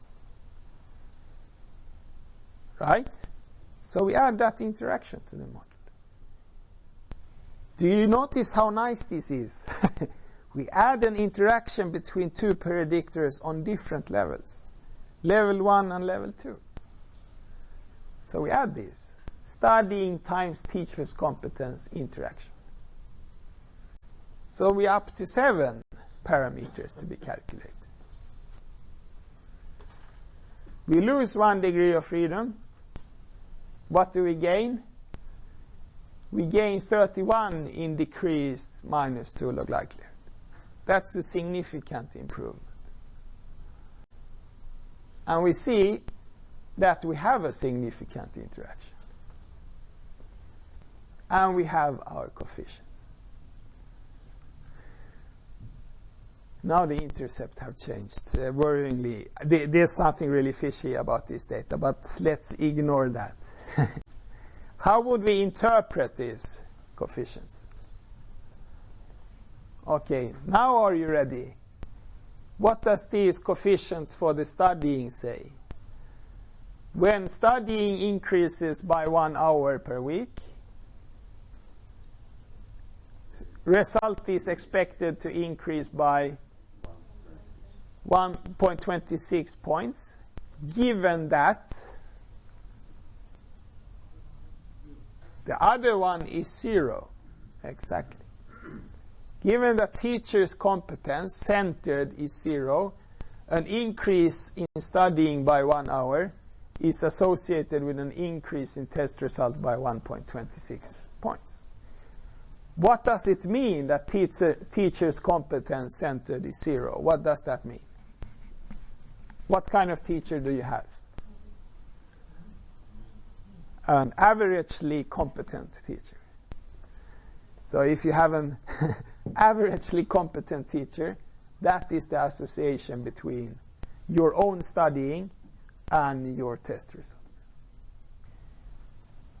And the coefficient for teacher's competence, 0.67. Given that you have students that study averagely, with the average feature, then will decrease. given that you have pupils that study averagely, an increase in the teacher's competence by 1 point on this scale is associated with the increase in the pupil's test result with 0.67. And then to the most interesting, the interaction effect here, which is significant. Okay, what does this mean? Here we see the effect of pupils studying if they have an averagely competent teacher, 1.26. What happens with the association between pupils studying and the test result if we increase the teacher's competence? Let's assume that we increase the teacher's competence by 1 point. What happens with the association between the pupils studying and their test result? What happens? It decreases. So if the teacher's competence would be 1 point above the average, this coefficient would no longer be 1.26. It would be 1.26 minus 0.009. So slightly less. And if the teacher's competence increases by 1 point further, the association decreases by 0.009 further. So the more competent teacher you have, the less, not the less successful you are, because there's a positive association between teacher's competence. Yes. The more competent teacher you have, the less you gain for extra studying. The less competent teacher you have, the stronger is the association between how much you study and your test results. So a teacher with low competence, you have to study a lot. Teacher with high competence, it's not as crucial to study a lot. That's what the data here indicates. That's the interpretation of this. Of course, you could have more levels, principal level, for instance. So pupils are grouped within teachers, and teachers are grouped within principals. And we could have predictors on the principal level, how many years have the principal been working as a principal, and so on. Interactions between the levels. Is there any interaction between how many years the principal have been working and the effect of pupils studying on their test result, and so on? Of course, it becomes quickly much more complicated. Let's go further to repeated measures instead. That's where I came across this multi-level modeling for the first time. Because I wanted to do regression analysis with repeated measures. And I was clicking in SPSS and I was wondering, there is no regression analysis for repeated measures. It doesn't exist. Well, actually it does exist, but now it's called multi-level modeling instead. So imagine you have data like this. You have a number of patients, for instance, and you measure some kind of outcome, and you do it at baseline when they start their treatment, and then you do it at various time points. And it might differ for different patients. And now you want to see, is there any change in the outcome during the treatment? What would be the classical way to analyze these data? A repeated measures ANOVA. What would the repeated measures ANOVA test? What would be the zero null hypothesis in a repeated measures ANOVA? So we have measured them, each individual, 6 times here. What would the null hypothesis in a repeated measures ANOVA say? Let's say we have some health outcome. The average level of health, it doesn't change. The average level of health is the same for all 6 measurements. But the repeated measures ANOVA would not take into consideration that these things might have been measured at different time points for different individuals. So the third measurement for some individual, the third measurement for some individual might be after longer time than the 5th measurement for some other individual. It would treat all the measurement points as equal, independently of after how long treatment they are measured. What do we do with multi-level modeling instead? We define time after baseline. How long time has it taken since baseline? So we get the time variable. And we analyze the effect of time on the outcome. And we get the regression coefficient. How much does the outcome variable change when time increases by 1?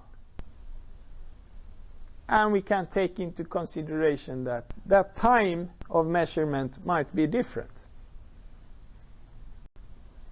The distance in time might be different between different measures, and that might also look different for different individuals.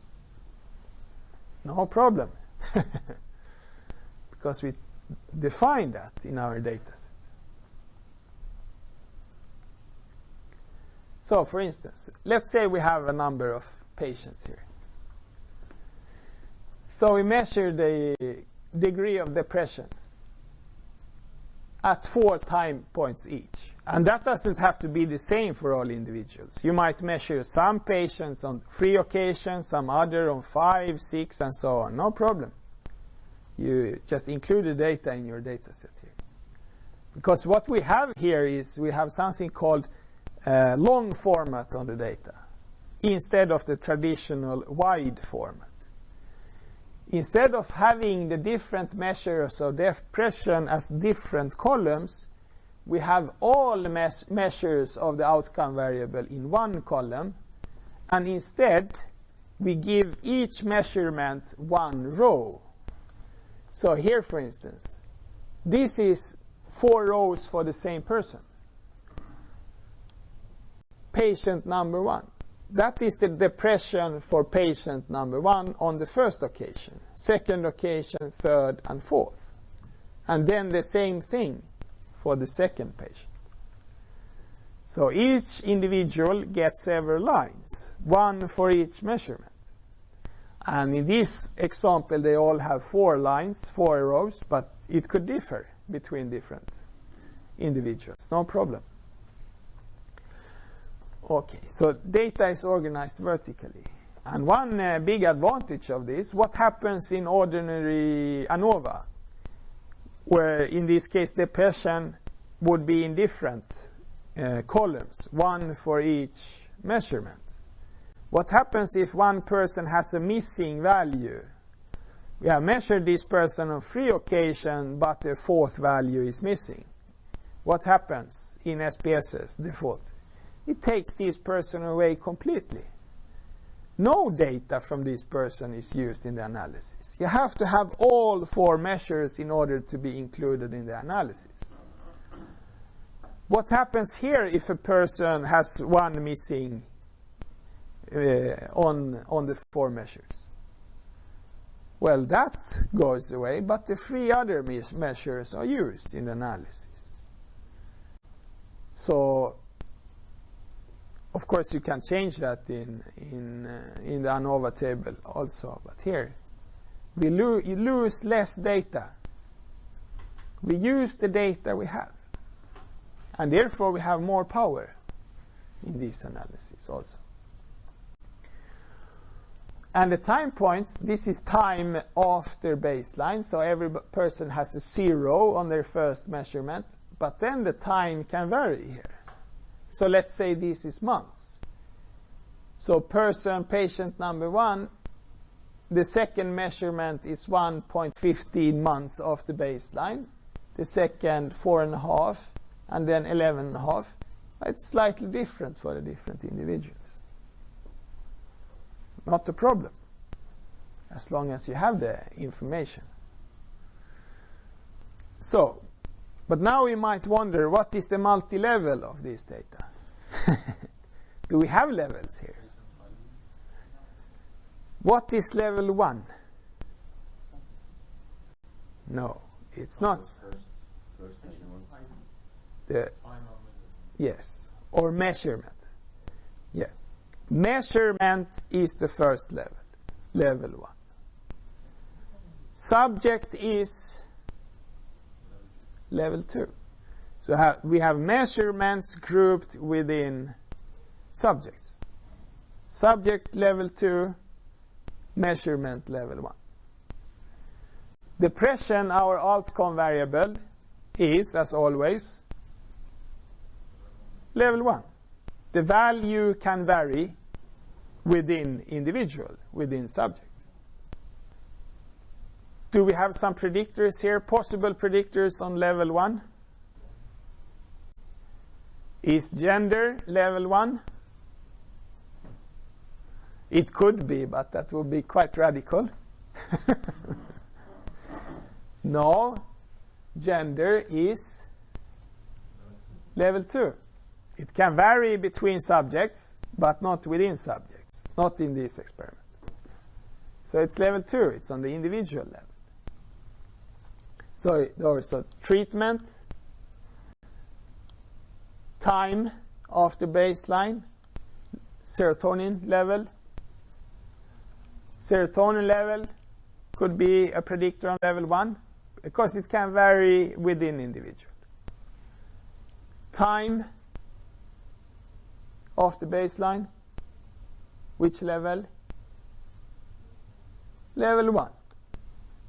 It can vary within individual. Sex, level 2. Treatment, we have here 4 different treatments, A, B, C, and D. It could be level 1 if it varied. We gave patients different treatments at different time points. But here they always receive the same treatment, so it's level 2. Patient 1 receives treatment D. Patient 2 receives treatment C, and so on. So it's a predictor on level 2. It doesn't vary within individual. Those that vary within subjects are level 1. Those that can vary, but not always. Of course, there are some individuals that have the same sex, although they're different individuals. Those that can vary between individuals, but not within individuals, those are level 2, the subject level, when we have repeated measures. We can have higher levels also. Of course, these could be patients from different hospitals. We could have hospital as level 3. And we could have predictors on level 3, on the hospital level.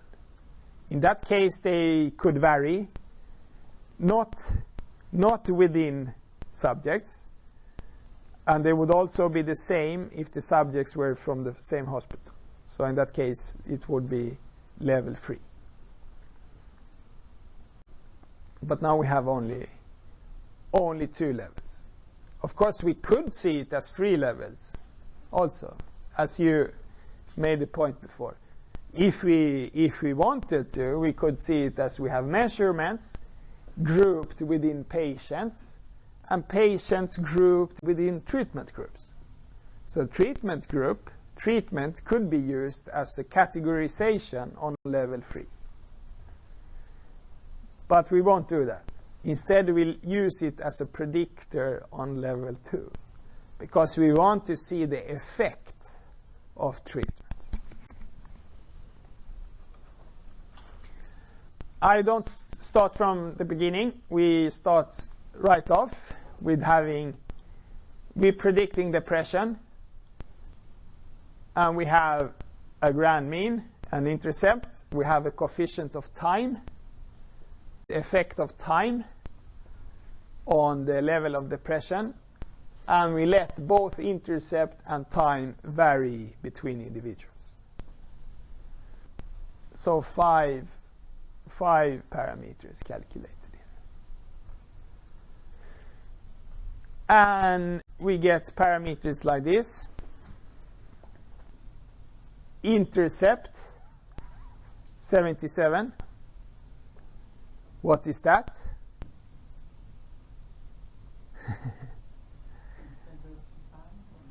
No, we have not centered the time. Good question. So the intercept is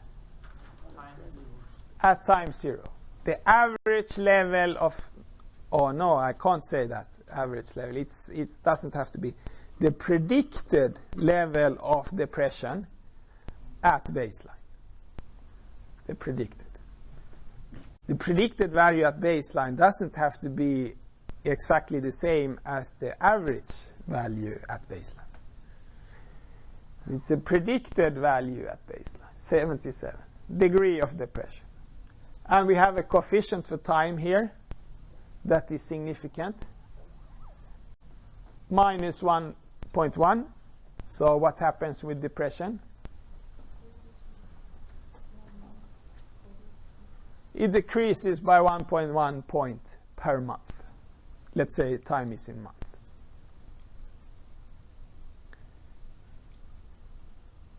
So we have a significant effect of time, but we also let both the intercept and the coefficient, the slope, the effect of time, vary between individuals. And what do we see here? We have significant variance in the intercept. How do we interpret that? We have a bunch of patients here. They start in our study.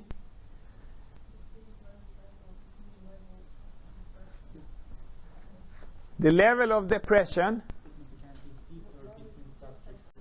at the baseline. At the baseline, there's significant variance in the level of depression between patients.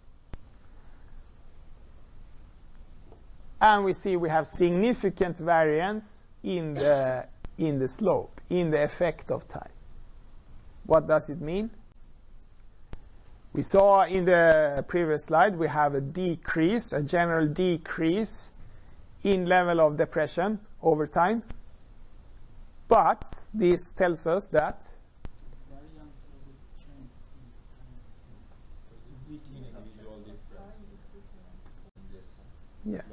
yes, in the slope. The change in depression over time looks significantly different for different individuals. There's significant variance in the change of depression over the time period. As researchers, what do we feel? It's so fun. All researchers always, when they interview, they say, "I'm driven by curiosity." I hope I'll get interviewed sometime. I will say, I'm only in it for the rock and roll and the money. I'm not curious at all. Okay. But now we're driven by curiosity, so we ask ourselves, why? Why does depression change with different amounts over time for different patients? Different treatments. Might be it. How do we check for that? What do we add to our model? if we have a hypothesis that the change in depression over time is due to differences in treatment, how do we check for that? How do we test for that? What do we add to our model? Treatment, time, and depression is the outcome. But what are our predictors? Treatment, time, and okay. This indicates that there's a time by subject interaction. The effect of time on depression looks different for different individuals. Now we want to explain why. So what do we add to the model? Time, as now. Treatment, because we think it might be the difference in slope might be due to differences in treatment. But it's not enough to only add time and treatment. We also have to add the interaction, the treatment by time interaction. That will show. If that is significant, it shows that the development in depression over time is different for different treatments. And now, because treatment is a categorical variable, it's not as simple anymore. So we see here, behandling, that's treatment. It has 4 levels. So it's coded as 3 dummy variables instead of just 1 variable. It's coded as 3 dummy variables. And the interaction here also becomes 3 parameters to be calculated. So we're suddenly up to 11 parameters to calculate. So had it been continuous, we would only have added 2 parameters. But now we add 6 more parameters to be calculated.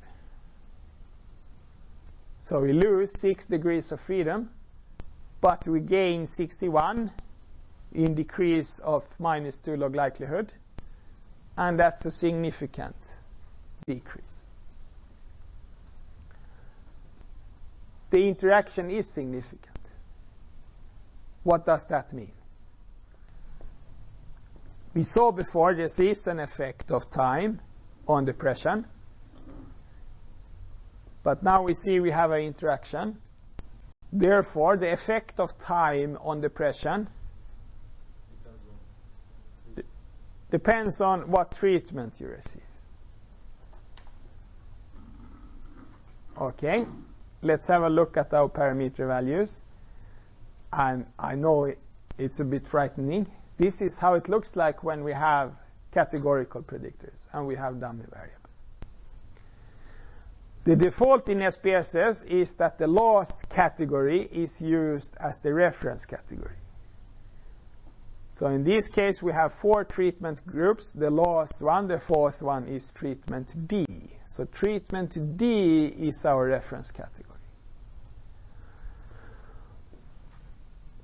The intercept equals the predicted value in depression, in the outcome, if you belong to the reference category, and in this case, time is 0. So predicted starting value for patients who receive treatment D. We see here, we have a coefficient for the effect of time, -2.5. Otherwise, if we have a continuous predictor, let's say we had a continuous predictor, time and their interaction. What would the coefficient for time stand for? The effect of time on depression if the other predictor is 0. if we have two continuous predictors and the interaction. So in that case, it would be the effect of time on the outcome on depression if the other predictor is 0. Now instead, this is the effect of time on depression if the other one, treatment, equals the reference category. And the reference category is treatment D. So if you receive treatment D, depression is predicted to decrease by 2.5 points per month. And that effect is significant. Then we compare the effect of time for the other treatments with the effect for treatment D. So here, if treatment is 1, that means treatment A, the difference in the slope between treatment D and treatment A is 2.6. So if we take minus 2.54 plus 2.63, we receive 0 plus 0.09. That is the slope for those who receive treatment A. Does it feel like, would you choose treatment A if you got to choose yourself and had depression? No. There's a slight increase in depression, 0.09 points per month. And the difference between the slopes between treatment D and treatment A is significant. What does that mean actually? It's a difference in the slope. So this means that the difference in change of depression is significantly different between treatment D and treatment A compared with the reference, yes. The next one is the same thing, first for treatment B. So the difference in slope is 1.3. That means that the slope for treatment B is minus 1.2. No, we don't like depression. We want it to decrease. So for treatment B, depression decreases by 1.2 points per month. Why is minus? Because if we take minus 2.5 plus 1.34, we're still on the negative side. But here we see the difference in slope between treatment D and B is significant. And the difference in slope between D and C is also significant. So this way we could calculate the slopes in the different treatments. If you get unsure, how do you do it? You get the interaction, significant interaction, and you have a look at this and you think, oh no, this doesn't say me anything. What do? What have we done with significant interactions before? You split the file. So how would you split it? You split it by treatment group and have a look at the effect of time separately for the separate time treatment groups.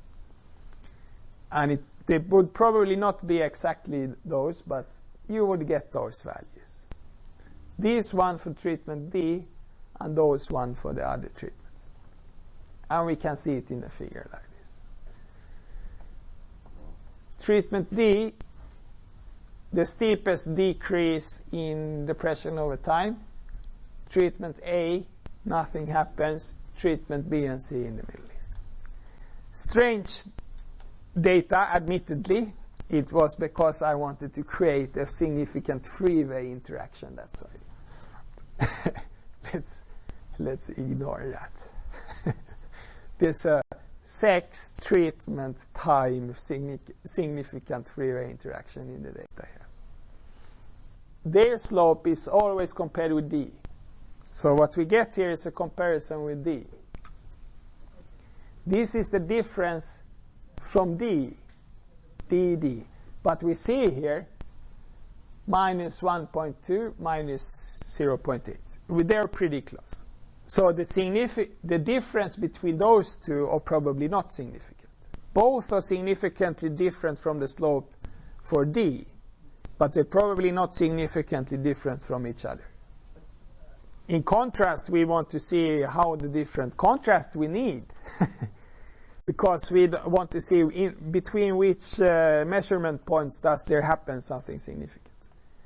Here we use time as a continuous predictor instead. So we're not using contrast, we're using the continuous, the linear effect of time on the outcome instead. We can have curvilinear association between time and the outcome also. Then we add time squared to the model. And then we adjust, fit a curve to the data instead of straight lines. If we had centered time, so that would be the 0, then we could compare is there a difference in the average depression looked over the whole time period would be the same as is there any variance in the intercept. Now, unfortunately, it would in a way be better to do it like that, to center the time variable, to get a more sensible intercept. So that's how you can do it. I had a few more involving serotonin and so on to look at mediating effects and so on, but there's a lot to statistics. So 1 o'clock in the same old computer room. Depression model. Yes, always depression. Get depressed by it. Not yet. We'll have one about occupational state. No, we have occupational status and pain instead in the afternoon here. Pain, yes. That's less depressing, right?